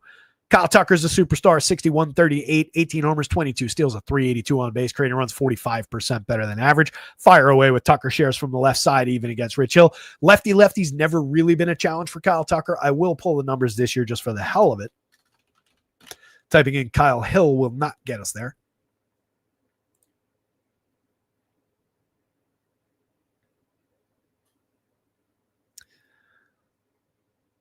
.145 same-handed plate appearances this year for Tuck. 6 of his home runs have come against same-handed pitching. Slashing 262, 354, 460 with a 198 ISO, a 132 WRC plus, 13% strikeouts, 11.7% walks. Every one of those numbers is slightly less than what he does against righties, but there is no problem. Kyle Tucker, lefty. That was always the issue with him and Jordan when they were back-to-back against the lefty. You did not sweat it at all. We continue to not sweat it while they're separated. Suzuki, 51-37, monster power bat, 26 home runs on the season, a 281 ISO, 134 WRC plus. A lot of thunder there. The one guy in this lineup above the magic number, but a lot of guys hovering around it or at least in respectable home run territory. As I said before at the beginning of the show, Hill, not terrible for home run power throughout his major league career, and the model has a long memory, not as long as his career, but a couple seasons there of low home run totals against are still in play, but he did give up a bunch in AAA so far this season. So maybe a little bit more to give as far as those Cubs home run numbers. I didn't want to change it artificially on you, though. But these Cubbies have plenty of power and have been hitting home runs all season, so that's kind of obvious as well. Carson Kelly's really cheap for a catcher with a 10.3% barrel and 13 home runs in 246 chances, a 248 ISO, and a 152 WRC plus. Take advantage on DraftKings. He's hitting cleanup for 3,800. Don't overthink it. Just play Carson Kelly on DK. Probably going to be popular, though. 56, 4,000 for PCA, monster year, 26 homers, 28 steals, 137 WRC plus. Kid is a star and plays the hell out of center field. Dansby's cheap at 37.29, 16 homers for Dansby. I would argue it's not the best way to play the Cubs, but a very interesting way to play Cubs bats on DraftKings today is to go 1, 2, 3. And for an average price of $28.02. Wait, that can't be right. 37. Yeah, what did I have highlighted that was bringing it to 28? I was like, 28? When we got 3 players in the 37? It's 37, which is what I was expecting to see. Grabbing those 3 guys for 37 apiece and just filling out a 3-man as your secondary stack on DraftKings and putting it together with, I don't know, the Blue Jays or the Yankees from that first game or the Cardinals at Coors Field or the Dodgers at the end of the night. That fills the 3, challenge spots, shortstop, second base, and catcher, really cheap with a lot of quality. And then you can fill out first, third, outfield with stars from a team that has that to offer. That is a really interesting opportunity on DK as a 3-man. I want plenty of 5-mans on DraftKings of Cubs, though. I mean, they are definitely the lead stack of the day as far as full stacks. But in the lineups where you don't full stack them, that's an interesting approach.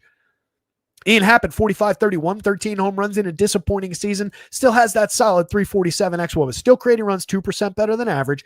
Very solid premium contact numbers, 9.2% barrel, 40.3% hard hit, but down for him, down from expectations. Drawing a lot of walks, not striking out quite as much as he did last year. The walks are almost identical or are identical to last year. Just an underwhelming season overall, but capable of very, very big games. And the sites are respecting that with the price being at 45-31. That's reflective of who Ian Happ really is. And then a couple dead spots with Justin Turner and Matt Shaw down lineup here. We did get a little uptick for power there. I'm not sure what changes. Probably Happ slotting in for somebody that was here before. So a little bit filling out of power for the Cubs down the bottom of the lineup. Turner and Shaw have just been pretty bad all season long. 71 and 74 WRC plus marks. They're filler, they're mixers, they're very cheap, so they do make things work if you're getting overweight to Cubs, but they're last man in types. Cubs bats, Matty Boyd. Royals bats, no Rich Hill. Rick Hill either.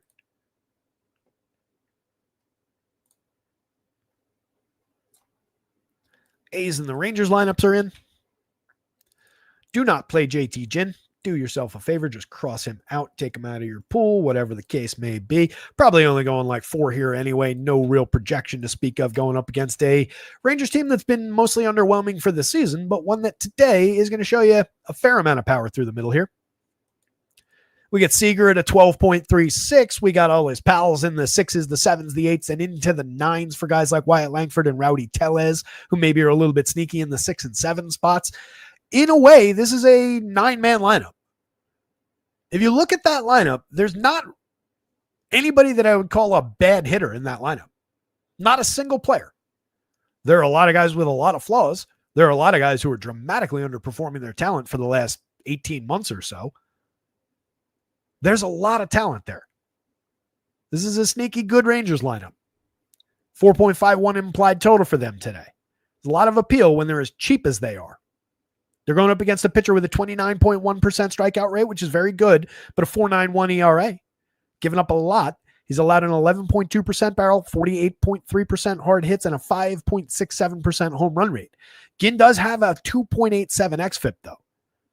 That's kind of sneaky on its own underneath that 4.91 ERA. It's just the bulk relief transitioning back into a starting role. I don't think we're getting much upside, and a lot of those numbers came in the 33 innings.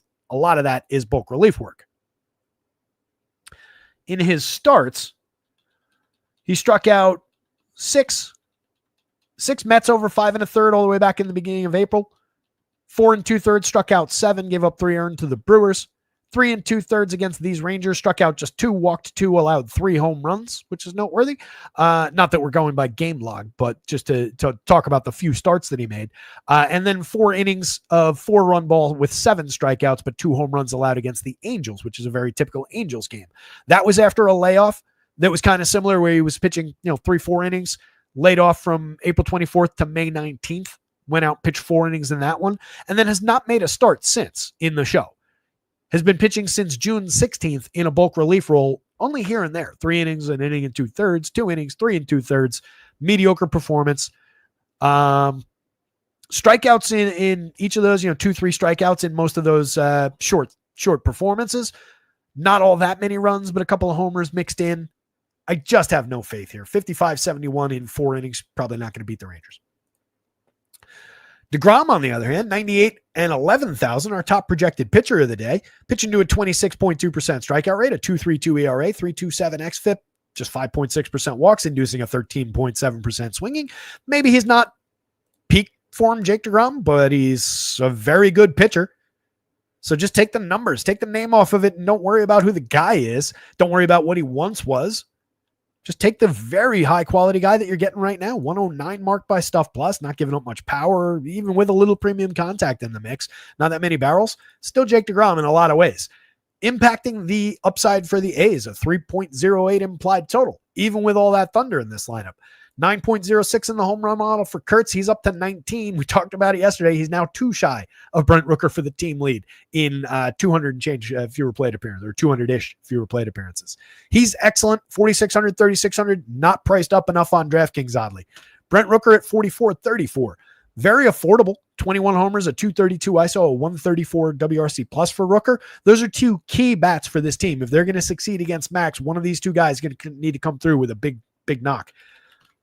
Jacob Wilson's excellent for the hit tool, even against Max Scherzer, 39.28. He slipped a little bit. He's down at 318, 364.50. That was inevitable that the numbers he'd hit a couple weeks there where, numbers slide a little bit, but he's got an excellent bat as far as just getting to first base and then getting driven in by his friends. 42.31 is entirely reasonable for Lawrence Butler.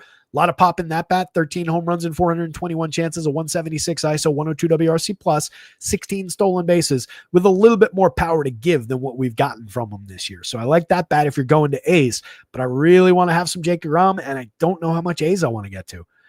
Among the contrarian, sneaky teams, the A's would be one of the better options.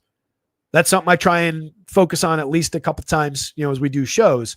When you're talking about White Sox and Rockies, even though they're at course today with a 5+ total, the A's are just a better man-for-man team. They're a better lineup than those teams, but they're facing Max Scherzer or Jacob DeGrom today, or Max Scherzer. It's nice to see Kershaw, Scherzer, Jake still getting it done. Langoliers at 39, 3,000, 14 homers on the season for him. Striking out a lot less than he has in years past. Makes him kind of interesting. Hasn't really delivered in the slash line overall, but a 221 ISO, 105 WRC plus. Super playable at catcher, especially with the upside. 39 for Tyler Soderstrom is interesting as well. 3,000 on FanDuel. First base and outfield eligible on FanDuel. Just outfield on DraftKings, but that's where you want him. Miguel Andujar for 28-24. Putting up an effective hit tool all season long. 205 plate appearances at 285, 317, 383. But that's really all he is right now. Low strikeout, low walk, bat on ball type, but doesn't find much premium contact. And again, facing Jake DeGrom. Colby Thomas back in the mix here, 2,000, Denzel Clark on the IL for a couple of weeks with a intercoastal, I think. No real quality upside here for Colby Thomas. And then Luis Urias not having a great year. Mix and match quality player, the occasional power swing, but not a lot of upside. If you're going to Rangers, which I definitely think should be in your mix today, they're very cheap, as I was saying. So Josh Smith in the top spot, 36-27. All those positions on FanDuel. Third base only kind of sucks on DraftKings. They ought to give us some more options with that. He's slashing 276, 351, 413, and there's nothing surprising about that. A 138 ISO, 116 WRC plus. Just looks like Josh Smith, a player who can always contribute and can contribute in several different ways. Always going to be fairly low strikeout and effective, draws a few walks, just doesn't hit the ball all that hard. Doesn't run all that much. The on base will probably come down a little bit more. Good, not great. Effective, not excellent option, but very affordable at the top of the lineup. Hitting ahead of the bats that you actually want, like Corey Seager. 49-32 for Seager works for me. 13 home runs at 202 ISO, 15.2% barrels, and 55.8% hard hits to throw up against a kid who's given up nothing but barrels and hard hits throughout the season. I like that upside. Marcus Semien at 4 at 29 on FanDuel. 12 home runs, 8 stolen bases. Not dead. After looking mighty dead for most of the season. He's like a body laying on the battlefield, covered in blood, covered in mud. You would think he was dead. You're about to drive a spear into him to make sure. And then he coughs and he's breathing. He's there. He's alive. Adolis Garcia at 38-28, 13 homers, 10 steals. Pretty weak season out of him, but the occasional sign of life out of him. 13.3% barrels and 48.9% hard hits. He continues to sting the ball when he makes contact. It's just the frequency of that contact. The overall quality has been a little bit in question this year. You absolutely include Adolis Garcia if you play Rangers. Those are very, very cheap prices for his ceiling against this pitcher. Evan Carter, 45-29. A solid hit tool player, steals some bases, gets on base with a 348 clip so far this year, creating runs 15% better than average. It's been one of their better bats in his 158 chances. A lot of upside as a line drive-oriented hitter, a guy who can get to first base, correlate with a couple of the big bats that follow. Wyatt Langford at 43-32, 9.63 in the home run model. Rowdy Tellez, 28-23 across sites, 9.14 in the home run model. As bad as he's been, and we've debated that on this show when he was on a different team, in 192 plate appearances this year, he's got 12 home runs, 16.3% barrels and 48.8% hard hits. That's all Rowdy Tellez ever was. So this is Rowdy Tellez. I have no issues playing him. If I'm going to the Rangers, in fact, I want Rowdy Tellez at those prices, especially if people aren't playing him all that aggressively. Josh Young at 33.26, not having a very good year, but was very good a couple years ago. 9 home runs, 4 steals, 242, 290, 381, a 318 xWOBA maybe gives us a little bit of encouragement of maybe normalizing back up to his type of performances. 8.2% barrels, 42% hard hits. Super playable down lineup. Not aggressively appealing though. And then Higgy at 28.25 is a playable catcher bat. 4 home runs, but we saw him hit, 17 last year? 10 in each of the 2 seasons prior to that, and always barreled the ball effectively. That's the one thing that's missing from his game so far this year. You can see double-digit barrel rates in previous seasons. Jake DeGrom, Rangers bats, A's bats, no JT Ginn. I don't think. Even at the 55. I think we're mostly deceptive with those 3 numbers in the small sample. Last year in 34 innings, 4.24 ERA at 3.90 xFIP, 20% strikeout, 6.3% walk. Doesn't do some swinging strikes, or did last year, not as much this year.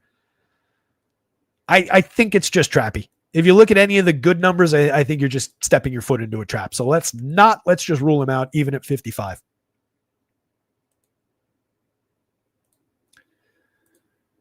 Cardinals bats, not in yet. I was about to say, look at us making decent time, and then I looked at the clock, and it's 5:35. Coors Field, Eric Fedde against Bradley Blaylock. With apologies to the universe at large, I'm going to skip talking about either of these pitchers. Neither one is worth it. Cards bats with a 6+ implied total again today. They scored 5 yesterday. With this lineup, I talked about it yesterday. I had to get in there and influence a little bit to push them up the stacks board. On days like that, I'll top 6 it, and I'll use the upper number there. And that's kind of what I did with the cards again today to put them in the right place on the stacks board. Very, very likely they score 5+ runs today. Is it very, very likely that they break the slate with a monster day when their team tops out with 13 home runs for Wilson Contreras?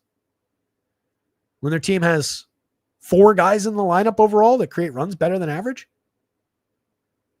I really have difficulty with this Cardinals team. It is Coors Field. They do have a 6+ total. They are on the board, but they're kind of underwhelming in my mind.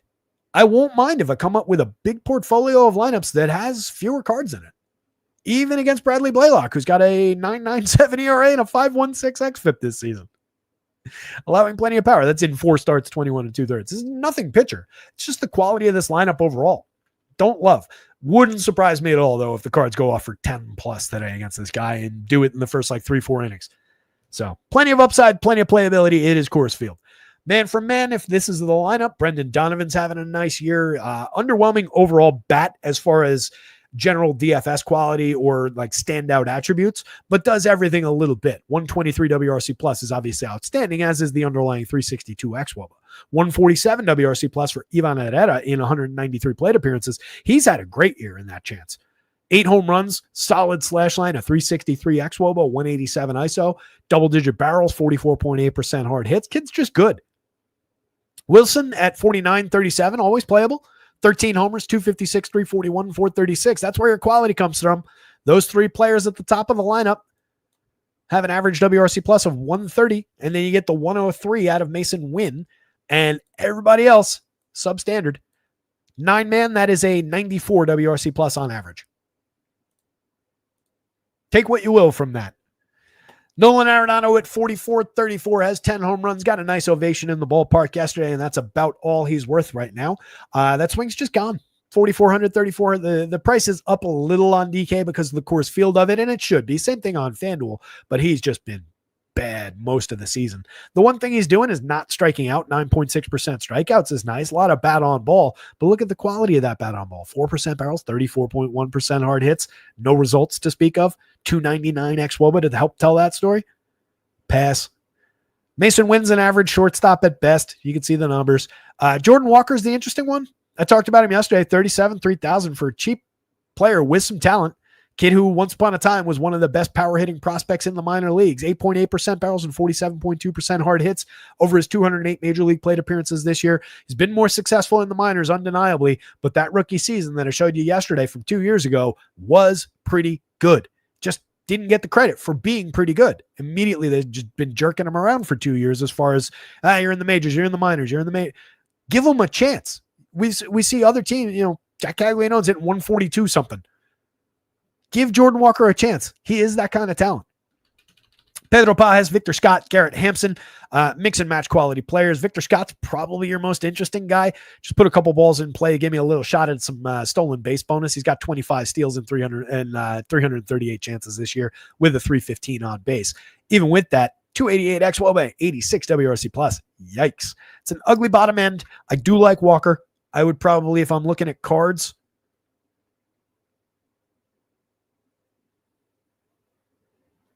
that's the problem with this team. In a spot where they're going to be crazy, stupid, popular, Walker will be your wild card for any kind of popularity, but then, I don't really want Arenado. I don't really care about Mason Wynn. These three are incredibly obvious and will be in everybody's stack. So where are we differentiating? Am I going to Victor Scott for 36? Bringing my price to 45-40 for a lineup that is only Brendan Donovan, Ivan Herrera, Wilson Contreras, Jordan Walker, and Victor Scott? Yeah, it's Coors Field, but you don't automatically start the day with 6 runs just because it's Coors Field. I do not love this Cards lineup, which means every time I talk about not liking this Cards lineup, they explode. So play the Cards. They're obviously fine. Rockies side, 524 implied total. I would argue that against Eric Fede, they might be the more interesting team here. They've got clearly more power. They've got way more guys that hit the ball squarely. They don't come through regularly at all. Their 9-man WRC plus is 87, not dissimilar. They've got 4 guys in the lineup. It's basically the same. That 4-man average is a 117 WRC plus. Their top 3, their best bats is 122. These guys were 130. These are similar teams. And the Rockies have more thunder. 1, 2, 3, 4, 5, 6 guys in this lineup. The confirmed lineup have double-digit barrel rates. Another guy at 9.1 for Ezekiel Tovar, who's been absent most of the season. Everybody in this lineup, outside of Adil Amador at the bottom, has a 40+% hard hit rate. That's an average 45.5% hard hit rate for these Colorado Rockies. It's just they also come with a 25.5% strikeout rate. And if we're ignoring Tyler Freeman at the top, that becomes a 27.6% strikeout rate. Good news, Eric Fede doesn't strike anybody out. 13.5% Ks, 10.7% walks this year, a 6.6% swinging strike rate, 23% CSW, pitching to a 4.83 ERA, 5.34 xFIP. There could be plenty of runs on deck for the Rockies today. Even though they don't sequence particularly well, they don't draw walks particularly well, they play directly into the weaknesses of Eric Fede. He's allowing a 9% barrel on 15.8 degree average launch, 43.8% hard hits, and 91 miles an hour of exit velo. He is ridiculously lucky to be at a sub 3% home run rate, let alone a sub 4% home run rate. As always, Rockies are the more interesting. Well, not as always, but as always, they're going to be under-owned by comparison to the road team, and I don't necessarily think that's correct here. Freeman at 48.32. I don't really love that DK price. You're paying a lot of tax for a 324, 401, 435 slash line. He has been setting the table admirably for this team, though. 360 xWOBA, 125 WRC plus. Super playable, but I'd probably duck around that price and just dip into the power side here. 42.34 from Mickey Moniak, not getting any credit for the season. He's had a 263 ISO, 120 WRC plus, 14 home runs and 266 chances this year, 12.6% barrel, 47% hard hit. What's not to like about Mickey Moniak right now? 51.37 for Hunter Goodman with catcher eligibility on DraftKings, outfield eligibility on FanDuel, 18 home runs on board, 240 ISO, 119 WRC plus. Square the ball up a couple times against Eric Fede in Coors Field. I will take my chances. Jordan Beckett, 45.35, 11 homers, 11 steals, a solid 355 plate appearances. Another positive run creator at a 104 WRC plus, 11.4% barrels to go with it. 3 out of those 4 guys I just talked about strike out at or about 25% or more. So a lot of Ks through that stretch. But again, Fede is not the guy to go find them. Ryan McMahon, for now, still on this team, 41-33. Big lefty bat for power, 15 home runs, monster barrels and hard hits as usual. A 180 ISO because the results come and go with McMahon. That's who he is. 340 xWOBA, very, very playable for the price in this lineup. That is a cheap price on DraftKings at Coors Field for that hitter. Tovar for 33-32. The DraftKings price is way off the mark. 32 on FanDuel is about right. In 150 plate appearances, he's got 4 home runs. He's slashing 266, 306, 424, 158 ISO. Kind of not great numbers through here, but not tragic either. 364 xWOBA, 9.1% barrels, 43.6% hard hits, coming off a year in which he hit 26 home runs over nearly 700 plate appearances, swung and missed more than anybody in baseball last season, struck out at a 28.8% clip. And again, just, whiffs in that within those strikeouts and within other plate appearances. More swing and miss than anybody in the sport. Only draws a 3.3% walk rate, but he can hit, and he can hit for power. And this is not a pitcher who misses bats. So if he's going to be up there actually making contact at that price at shortstop, that is a major, major potential asset. Brenton Doyle, Michael Talia in the bottom of the lineup, 36 and 38, both very, very cheap for their upside. Neither guy has performed well at all this season. We're talking about a 49 and a 61 WRC plus, no support from xWOBA, 7 home runs, 10 home runs, and 300 plus plate appearances for each guy. Both guys barreling the ball in the double digits. Both guys in the mid 40s as far as hard hit rate. Both guys with track record of performance. 23 home runs, 25 home runs last year. 30 stolen bases, 10 stolen bases. These are 2 good DFS players in the midst of terrible seasons facing a nothing pitcher in Coors Field. Again, for the cheap prices, do with that information what you will. I wouldn't call you crazy if you 3-manned this. It's not ideal having him in that part of the lineup. That's a $3,600 average for those 3 bats. Not crazy. If you 5-man the Cubs and 3-man the Rockies, that's not wild.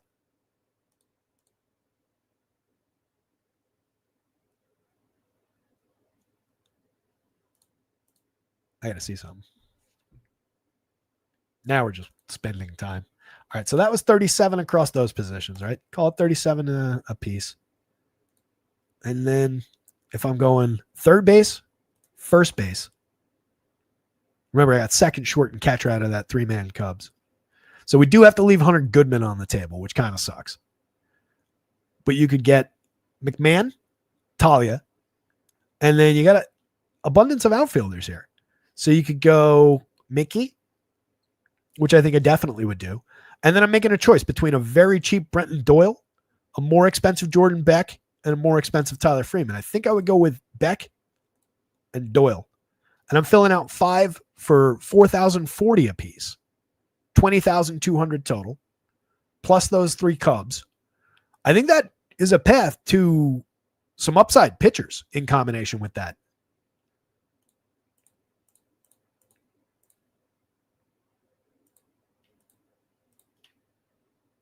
What's that? That's 31.4 DraftKings total for a full lineup. Seems like there's money there to spend on pitching if you combine just those players. It's an interesting approach. Obviously, we want more of these Cubs. We want fewer of those Rockies overall. But as a wild card kind of a lineup, that I don't think that's going to be the most common construction, even among people who are combining the Cubs and the Rockies. I think that's at least interesting. Coors Field, bats, Cardinals over the Rockies, but both very much in play. A lot of weather in that game. Something to keep an eye on.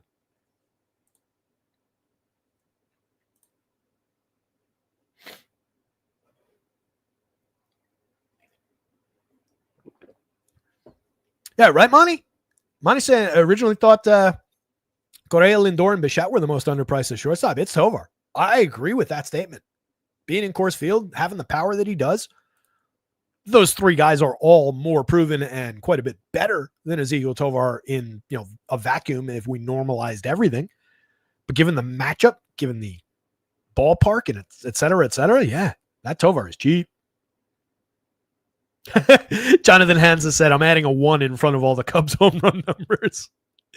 I wouldn't call you crazy, John. Like I said, I tried my best to get that number to a respectable spot. Actually, no, with that one I didn't manipulate with the Cubs. But it was bringing down the Blue Jays was what I did. But yeah, I do think there's potentially more power upside available for the Cubs than might be reflected. And a lot of that is just based on what Rich Hill was doing in AAA this year. Again, 11, I think it was, home runs allowed to 200 and some odd AAA hitters. There's not going to be much there. Ricky Lee saying, stop the slander against KBO Goat Fed. Hey, look, he was interesting in the KBO. He came back. He's had a couple effective starts here and there. He throws a whole bunch of junk. He's got like 12 pitches, if I remember correctly. But just unfortunately, none of them all that good. Framber Valdez, though, he's pretty good. 10-1 on DraftKings, 10-7 on FanDuel. 121 innings over 19 starts, one of the better pitchers at pitching deep into ball games, which is an asset for DFS. 2.75 ERA and a sparkling 3.03 xFIP. Missing bats this year, 11.2% swinging, 25.5% strikeout rate, 91 miles an hour of exit velo, and 48.1% hard hits that we care quite a bit less about because he keeps the ball to a 2.4 degree average launch. 1.63% home runs allowed for him is very, very real. Last year it was 0.4 degree average launch, similar home runs. Year before, 4.2, a few more home runs, but not tragic. Year before that, negative 3.6. Year before that one was negative 5.4. Don't quote me on that 0.4. But he is one of the very best run limiters in baseball. And he's looking excellent, even against the Diamondbacks, a team that you guys know I like. A team that I might like a little bit more than is even warranted this year. Ketel Marte, Corbin Carroll, Eugenio Suarez are playable against anybody, though. Even Framber has those guys trickling out to 7s in the home run model for those three. I'll remind you, though, yesterday, those three players were at 15 in the home run model apiece. Eugenio hit his 36th. We've got major power upside. You can play the Diamondbacks. That 4.20 implied total is telling you that you can play the Diamondbacks against Framber here. My expectation would be for him to limit them over like 7 innings, though, and not have it be a great day for the D-backs. So I think they're downboard a little bit as compared to where they might normally be, but they're playable. Going the other way, Erod is a total roller coaster. 77, 78. He's priced correctly. 24% strikeout rate, 10.4% swinging, but only a 25.7% CSW. He's got a 1.67 whip, which is way too many guys on base. That's how you get to a 5.94 ERA, but he's got a 3.96 xFIP under the covers. 9% barrels, but only 35.2% hard hits. 88 miles an hour of exit velo, 4.26% home runs. Every positive number is defied by a negative number. It's just who this pitcher is. Wouldn't shock me if Erod came out and absolutely smoked these Astros. Wouldn't surprise me if he was out of the game by the 4th after giving up 8 runs. Just who this pitcher is. Playable on both sites. Questionable. Close your eyes. Hope for the best kind of a play. I prefer the Astros bats against Erod than Erod against them. They're low strikeout enough overall for me. This number you can ignore because it's skewed by these big numbers in small samples down here. Although, well, do we have it confirmed? We don't. Yeah, there are actually, I can't fully take that off the table because there's just a lot of those guys now. Chas McCormick does actually strike out quite a bit. Cooper Hummel so far in the show has struck out quite a bit.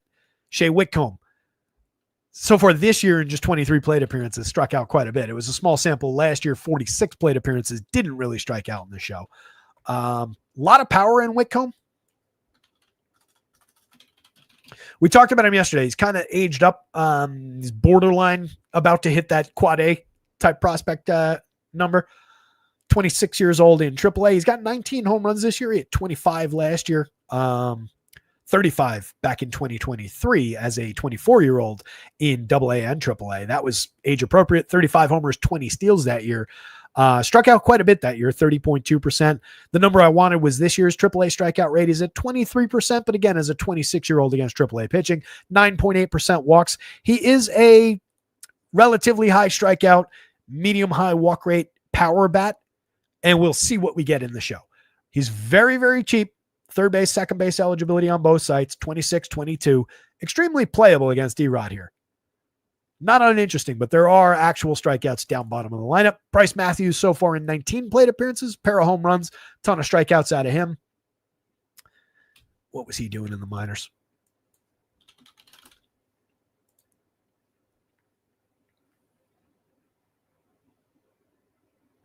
Yeah, 325 AAA plate appearances so far this year, 30.2% strikeouts, drawing a ton of walks, 15.4% walks, had 10 homers and 25 steals, /283, 400, 476, 193 ISO. It's a much better bet than what he's been so far in the show. It's nothing sample, and obviously the 2 home runs are nice.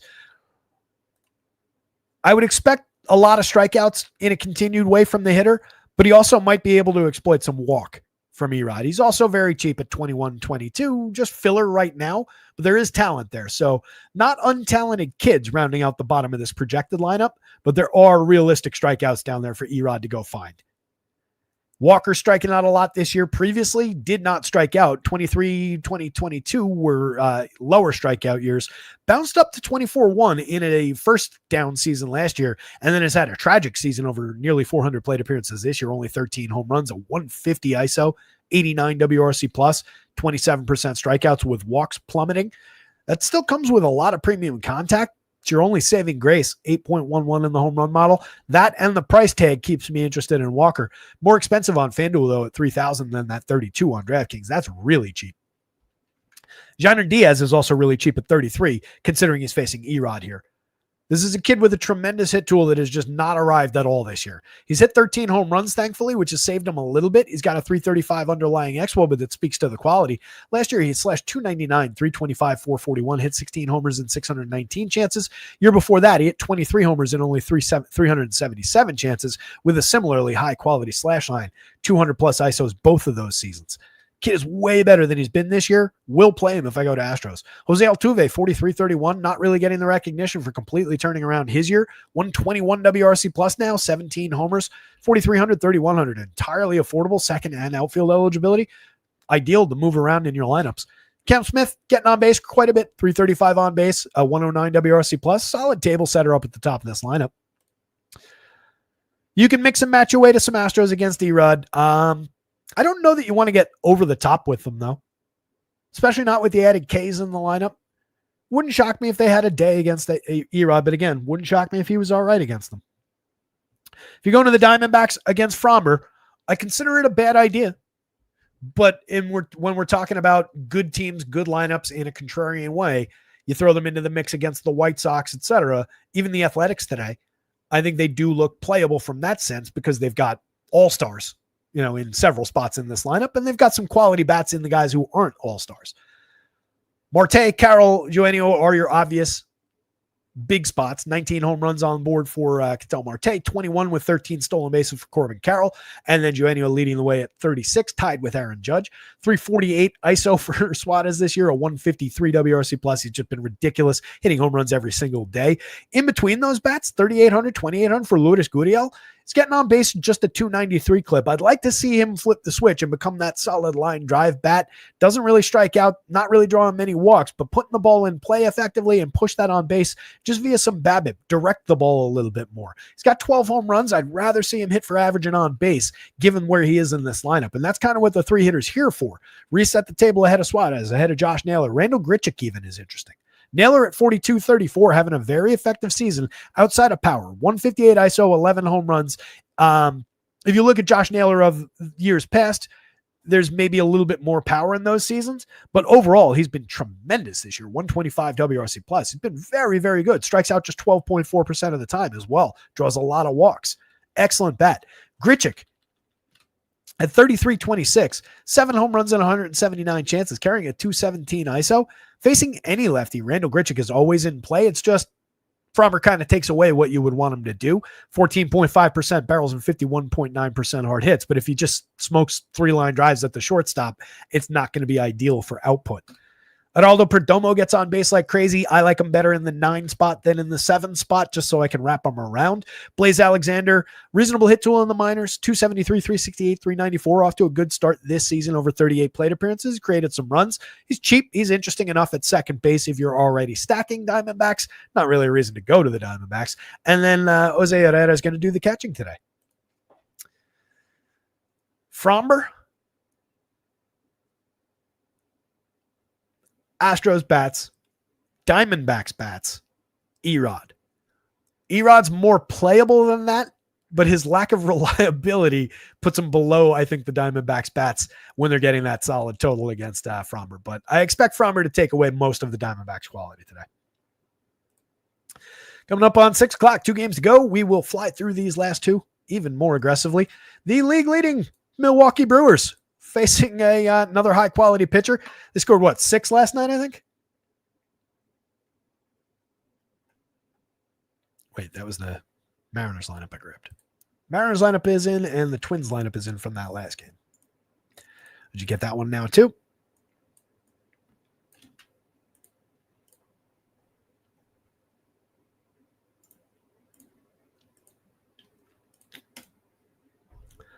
All right, Logie Gilby's 3.39 ERA, a 2.36 xFIP. Dude is just good. 12 starts, 61 innings, a 35.3% strikeout rate on the season. In his last 2, he's gone 5 and a third. 2 out of the last 3, he's gone 5 and a third. The one in between, he went 4 2/3, faced 20 hitters, struck out 7, walked 3. Assuming the pitch count got away from him in that one. He's given up 4 earned runs in 3 of his last 5 starts, but they've all come with strikeout. They've all come with upside. You're getting him at a reasonable 92, at a reasonable 97. He's got upside to completing the 6th inning anyway. I don't know that 7's necessarily in the cards. He only completed the 7th once, and that was back in March before he got hurt. But there is tons and tons of quality here. Last year, he threw 208 2/3 in 33 starts. The year before, 190 2/3 in 32 starts. Tremendous for depth. Good strikeout pitcher. Facing a Brewers lineup that has some Ks in it, 21.2% strikeout rate on average. But through the heart of the lineup, that group is a 25.2% strikeout rate for those 5 collective hitters. Christian Yelich, Jackson Chourio, Isaac Collins, Andrew Vaughn, and Blake Perkins. So there are some Ks there, again, depending on the shape of the lineup that we actually get from the Brew Crew here. I like Logan Gilbert. Vegas likes it too. 3.40 implied total for the Brewers. I spoke to it already, but I'll say it again. This team wins baseball games despite not really being great at anything. They've created runs pretty effectively. That is an average 9-man 103 WRC plus. So they are scoring. They're not blowing teams out of the water. They're not hitting many home runs. They do run quite a bit. They do get on base mostly effectively outside of Jackson Chourio. But it's just I don't know, it's not name recognition or anything like that. It's just the numbers. You know, I'm not saying this is a group of bad names that are putting up numbers. I'm saying this is a group of good to okay names that are not really putting up numbers, and they're still winning baseball games. Defies logic. Their pitching is excellent. They've got Jacob Misiorowski on the mound today. 2.81 ERA and a 3.14 xFIP over his first 5 starts. 33.7% strikeouts with a 13.6% swinging strike rate. Kid made the all-star team after 5 starts. Kind of silly. Pitched great in that game, was wowing the all-stars on each bench. Struck out 12 Dodgers on a day where I was saying, I don't know if we want to go to Miz today, facing the Dodgers. Struck out 12. Gave up 1 home run, allowed 4 hits over 6 innings. The start before that one, when he faced the Mets, there was another day where it was like, facing a good lineup, maybe we go away from it at an increasing price. Went out, had a bad day, his only bad day so far that day. 3 2/3, allowed 5 runs, 2 strikeouts, 3 walks, 2 home runs allowed. Could that happen to him today against the Mariners in a pitcher-friendly park? It could. Mariners are roughly as good as the Mets as far as offense goes. But I think I would lean pretty heavily toward Miz. The issue with that, as I talked about way back at the beginning of the show, is just the price tag. The Mariners don't need to destroy him to ruin your day at those prices. 4 runs against, 3 runs against, 1 big home run swing. That bends your slate when you've got some more effectively priced pitchers or guys that similar to the same price tags with a lot of upside as well. So very much in play, very appealing. The potential to break the slate with a ceiling performance for sure. But it is a little bit of a dangerous spot from a yet to be proven fully pitcher. I think we could say that he's got a little something working, but all the quality comes with an 11.2% walk rate. And that was an issue for him all throughout the minor leagues. If you're walking hitters at the major league level, that can burn you awfully quickly. And once the book kind of catches up on what your arsenal looks like, the hitters will adjust.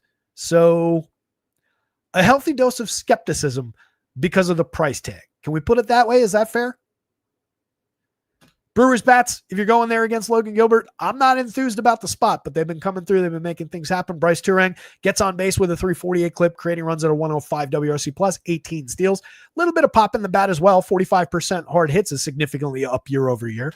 William Contreras, $4,000 catcher, 2,800 on FanDuel where you don't need the position. Pretty mediocre year outside of the on-base percentage at 347. Just 6 home runs and 409 chances. Not really delivering on the power upside, the premium contact, just a league average 100 WRC plus and a 103 ISO. Where have you gone, William Contreras? He hit 23 homers last year, had a 185 ISO. Year before, 17 homers with a 169. We would take even that output as far as the power goes. Christian Yelich at 44, Jackson Chourio at 43. These Brewers are affordable, at least on DK. 34-35 is a little bit higher on FanDuel, but you can average those prices right back down with everyone else in this lineup.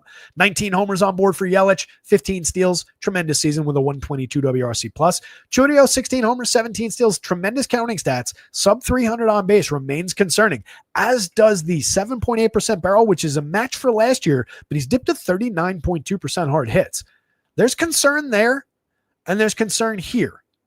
Outside of those, he's perfectly fine. He's striking out just 20% of the time. He doesn't really walk. He needs to walk to push that on base up a little bit. 312 xWOBA helps tell that story somewhat, but the kid's tremendous. He's got all the skill set in the world, and he will figure things out. Isaac Collins at 31-26 has been part of the winning here. 373 on base, a 125 WRC plus. Only 6 home runs and 11 stolen bases, 269, 373, 404. He's just getting on base, but it's given quality. It's driving the production for this offense, so it's difficult to argue with. Andrew Vaughn has been their good luck charm since arriving here. They won 11 games straight. 29-25 remains affordable. 7 home runs on board. Seems to like being a Brewer. Kid is good. 12.5% barrels and 48.8% hard hits. Despite the numbers with the White Sox, I believe in the talent. 6.39 in the home run model. If I'm going Brewers, he's in more of the Brewers lineups that I build than not. Blake Perkins, Caleb Durbin down lineup. Perkins gives you interesting counting stat upside, strikes out a lot, draws some occasional walk, does have a little bit of pop, does have the ability to run. And then Durbin, 264, 350, 382. Another guy, just an oddball, gets on base like crazy, creating runs at a 111 clip. No real power. No real premium contact numbers, doesn't strike out at all, just constantly putting bat on ball and seeing good results for it.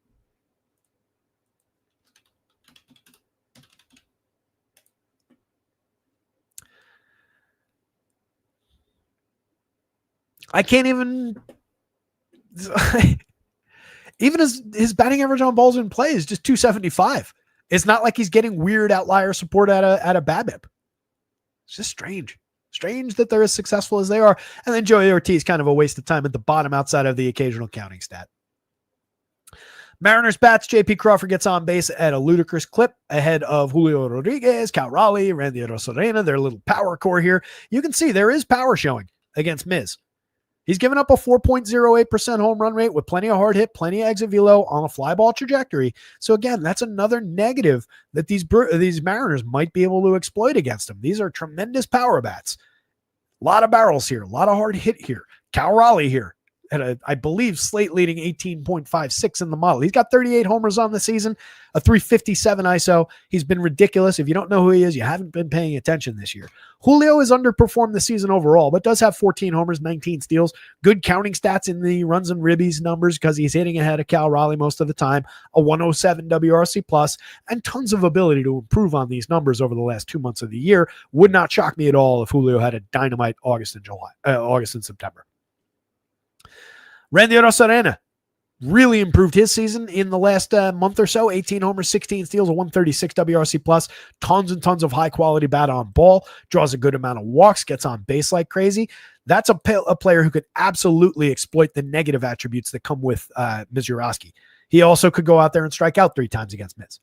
Jorge Polanco, up and down kind of a season, not striking out a lot this year, putting decent bat on ball overall, 15 home runs that came in bunches early in the season. Overall, 256, 313, 466, a 122 WRC plus, incredibly playable for cheap pricing at second base. Luke Raley's interesting, 32-26, 4 home runs in 164 plate appearances, a little bit off the mark, is getting on at a 350 clip, supported by a 348 xWOBA that tells us it's real, a 113 WRC plus. Just last year in 455 chances, he had 22 home runs, stole 11 bases.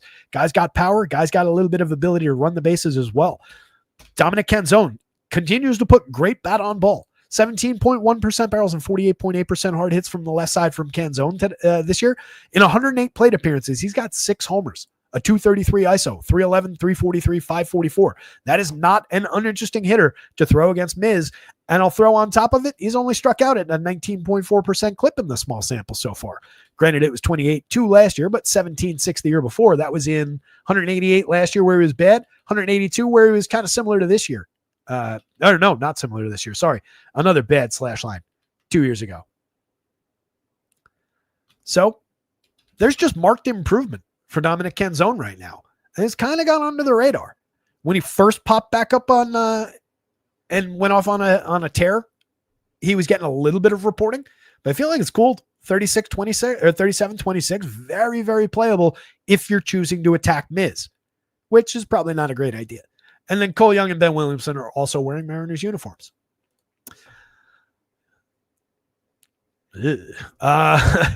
Gilbert, Miz, Mariners, Brewers. Rounding things out, attack Simeon Woods Richardson with Dodgers bats. Do yourself a favor. 3.95 ERA, but a 4.89 xFIP, sub 20% strikeouts, 9% walks. All of that goes well with a 4.80 implied total for the Dodgers. He's also given up 11% barrels, 3.21% home run. Looks pretty lucky with that being where it is on a 21.3 degree average launch, that being where it is, and this being just under our threshold by 0.3 of a mile an hour. I like the upside for Los Angeles today. Mookie in the leadoff roles, interesting despite a terrible year for him. Pretty bad year for anybody, really, but correlated scoring at worst, and the upside of being Mookie Betts plays pretty well out of the leadoff role ahead of Shohei Ohtani and all his thunder. 14.85 in the home run model. He's got 35 and 13 stolen bases on the year and is one of the best players, full stop. Will Smith, top catcher bat, 4,700, 3,500. He's got 14 homers, a tremendous slash line, looking a whole lot like Will Smith. 174 WRC plus this year, 13.7% barrels. He's ridiculous. Freddie Freeman, assuming he's in the lineup, 4,300. He was back yesterday, right? 43-34 for Freddie, 10 homers, 364 on base, a 132 WRC plus. You can nitpick about, maybe powers down slightly from expectations, but he's had a tremendous year. Probably not priced up enough on FanDuel, and definitely not enough on DraftKings. 4,300 for Freddie Freeman against Simeon Woods Richardson. That's stupid. That should be a $5,000 price tag. Easy. Teoscar at 41-34. You could say the exact same thing about. 14 home runs for Teoscar this season, a 198 ISO. We've dipped maybe a little bit in power output from him as well, but not because of a lack of barrels or hard hits. The barrels are down somewhat, and that explains the dip, but it's not like they're bad. In a vacuum, if you took the name off it, you'd be like, oh, that guy's a really good hitter. Take advantage of the cheap pricing. Same thing with Mikey Conforto. Another guy, barreling baseballs, hitting him relatively hard. 185, 298, 319. We've talked about this a bunch. 338 xWOBA, hiding under the covers, supporting the idea of upside. Just one good batted ball event from the left side against Woods Richardson here, and Mikey Conforto could break the slate. Andy Pajas at 39-31, having a great year. 18 home runs, a 122 WRC plus, 332 xWOBA, 197 ISO. He slipped slightly below 200, but that's still tremendous from a guy who costs nothing. Hae-Sung Kim in the infield, excellent option. 129 very, very, very good plate appearances out of him so far. Take advantage of cheap pricing at second base if you're going Dodgers. I like Kim better than Tommy Edman outside of Edman's multi-position on DraftKings because you can slot him in at third where you don't have this Max Muncy to deal with. Speaking of, just change it now because I don't think I did. Oh, he's not in the lineup. Fantastic. Extra crispy Max Muncy out of the lineup. Yoshi Yamamoto to close out the pitcher slate. Comes in 19 starts, nearly a 28% strikeout, a 2.59 ERA against a 3.13 xFIP, 11.6% swinging strikes. It's going up against the Twins lineup that doesn't have tons and tons of strikeout, but has enough. You got 26% there, 24 there, nearly 30 there, 25 too, and those are reasonable sample sizes of guys who have struck out in the past. An improved Ty France, but if we work in last year's number, an improved Royce Lewis, but if we work in last year's number, an improved Christian Vasquez, but if we work in last year's number, and same deal with Ryan Jeffers up at the top. So now the only guy who's actually low strikeout is Carlos Correa in the heart of the lineup. The average that I highlighted with this year's and last year's for some of these guys, 23.8% strikeout rate. So this is a little bit deceptive. That's more the real number. That's more the real number. I guess I kind of probably just eyeballed last year's number overall and saved a minute there. Yoshi Yamamoto looks tremendous at 96. 10,000 looks super playable. I believe he's the second highest projected pitcher on the slate or thereabouts. Take advantage. Looks like a good spot. Twins at a 3.30 implied total. They don't look all that appealing outside of, Byron Buxton's really good. So is Carlos Correa. So is, even though they're having bad seasons, so are Royce Lewis and Matt Wallner down lineup. Willie Castro is a good/average interesting role player who has taken on a bigger role this year and kind of come through with 10 homers, 8 steals, eight steals, a 350 on base, a 121 WRC plus, medium contact numbers, and remains cheap with multi-position on both sites. He's more interesting bat to mix in when you're going to the Twins than he's anything else. And now that he's kind of popular anytime the Twins look good, he's less interesting overall for DFS. Ryan Jeffers is interesting enough at 4,028, especially in the second spot in this lineup pretty consistently. He's just more of a catcher who gets on base, sets the table. He's got the ability to drive the ball, but hasn't come through with too many home runs, just a 152 ISO this year, but a 119 WRC plus. Tremendous asset as far as just helping create runs. 4,000, I wish he was a little bit cheaper for you on DK. Correa, as has been highlighted in chat a couple times, very cheap, 35.25, 7 home runs, 263, 312, 386, 95 WRC plus. You can quibble with some of those numbers, but low strikeout, medium walk, high quality batted ball events, and upside for a lot more. 337 xWOBA. I expect a good second last 2 months out of Carlos Correa here. Ty France, Matt Wallner, Royce Lewis. Right now, mix and match quality, but the ability to put bat on ball that these two have in a power hitting sense, and then just the general consistency that Ty France can deliver when he's going right via line drives, makes those 3 hitters at least interesting if you're choosing to target Yamamoto here. It's just not a really good idea to target Yamamoto. Harrison Bader's also in that mix, more of a line drives hitter than a home run bat, but he's carrying a 12.2% barrel and 12 home runs in 282 plate appearances, 189 ISO this year, 115 WRC plus. Been one of their better players and still only 32.26. Very, very playable if you go to this team. Christian Vasquez will do the catching, but probably not the hitting today. Dodgers bats, Yoshi Yamamoto. Twins bats if you need them, and Woods Richardson not really on the board. Twins bats not a great asset on this slate. Boy, that's a lot of talking. I did not manage to hit only the highlights. I think we did just a regular full show, 2 hours and 5 minutes. Coming down the end of the show here, though, that is your pitching board one last time, guys. Let me do the highlights of that real quick. Any one of these guys is tremendous. Any one of those guys works really, really, really well. You can play the price and popularity game. Oddly, the guy in that group right now that I have the least faith in definitely delivering a good start, and it definitely is not the right word to use, but you get me, is Miz. Talented as he is, there are negative attributes that Seattle team could play up against him. But again, he could easily go out there and put up 55 FanDuel points, 30 DraftKings points, 25 DraftKings points, whatever it is, and bend the slate to his will. He is as good as anybody priced similarly or projected similarly. It's just he comes with a little bit more hesitation. Frommer's excellent, facing a really good lineup. Matthew Boyd has been very good. He's my next lowest faith guy, though. Royals also a fairly low strikeout lineup. Love any one of those 3 options if you can reach them, and they're cheaper than these 2 guys. Rasmussen, as long as I get my 5, like it a lot. If I can get 6 or 5 and change out of it, like it even better. 87-84 against the White Sox works, especially if it is a little bit more of a secret that he's going to be pitching a full start today. Scherzer works against the Yanks for 82, especially at 75 on DraftKings on a light day for SP2. Probably more reliability, more faith in Scherzer than any of Erod, Montas, Roop, Schlittler, and then all these unplayable guys down here. The cut line's there. Is right where the projection cut is. Very, very low appeal in any of these guys down here. I don't think you've got a sub $7,000 option on DraftKings that really makes sense. All these guys are going to be challenged for depth, quality, destroyed by opposing runs, pitching in course field, etc. There's a lot not to like down here. A lot of playability up here. Schlittler, I don't expect much from against that low strikeout, high quality Blue Jays lineup, and he's just mispriced on FanDuel. 8 doesn't really work against these prices on DraftKings either. Wouldn't shock me if he had an okay day. Kid's good, but second overall start against a really good team in a heated division race, I don't love it.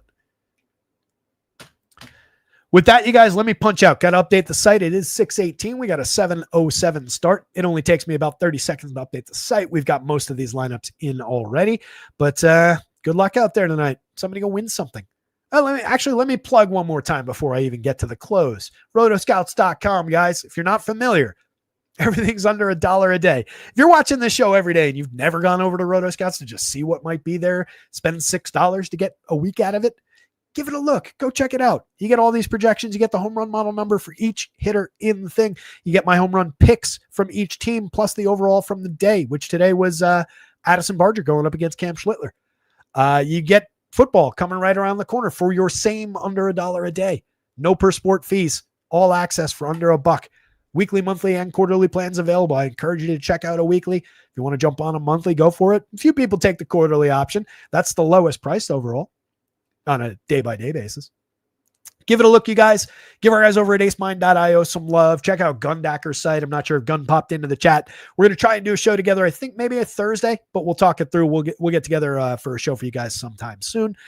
With that, guys, good luck out there tonight. Somebody go win something. Share the results when you do at RotoScouts on Twitter or in our free Discord, which is linked down in the description. Hit the like and subscribe on your way out the door if you've not already.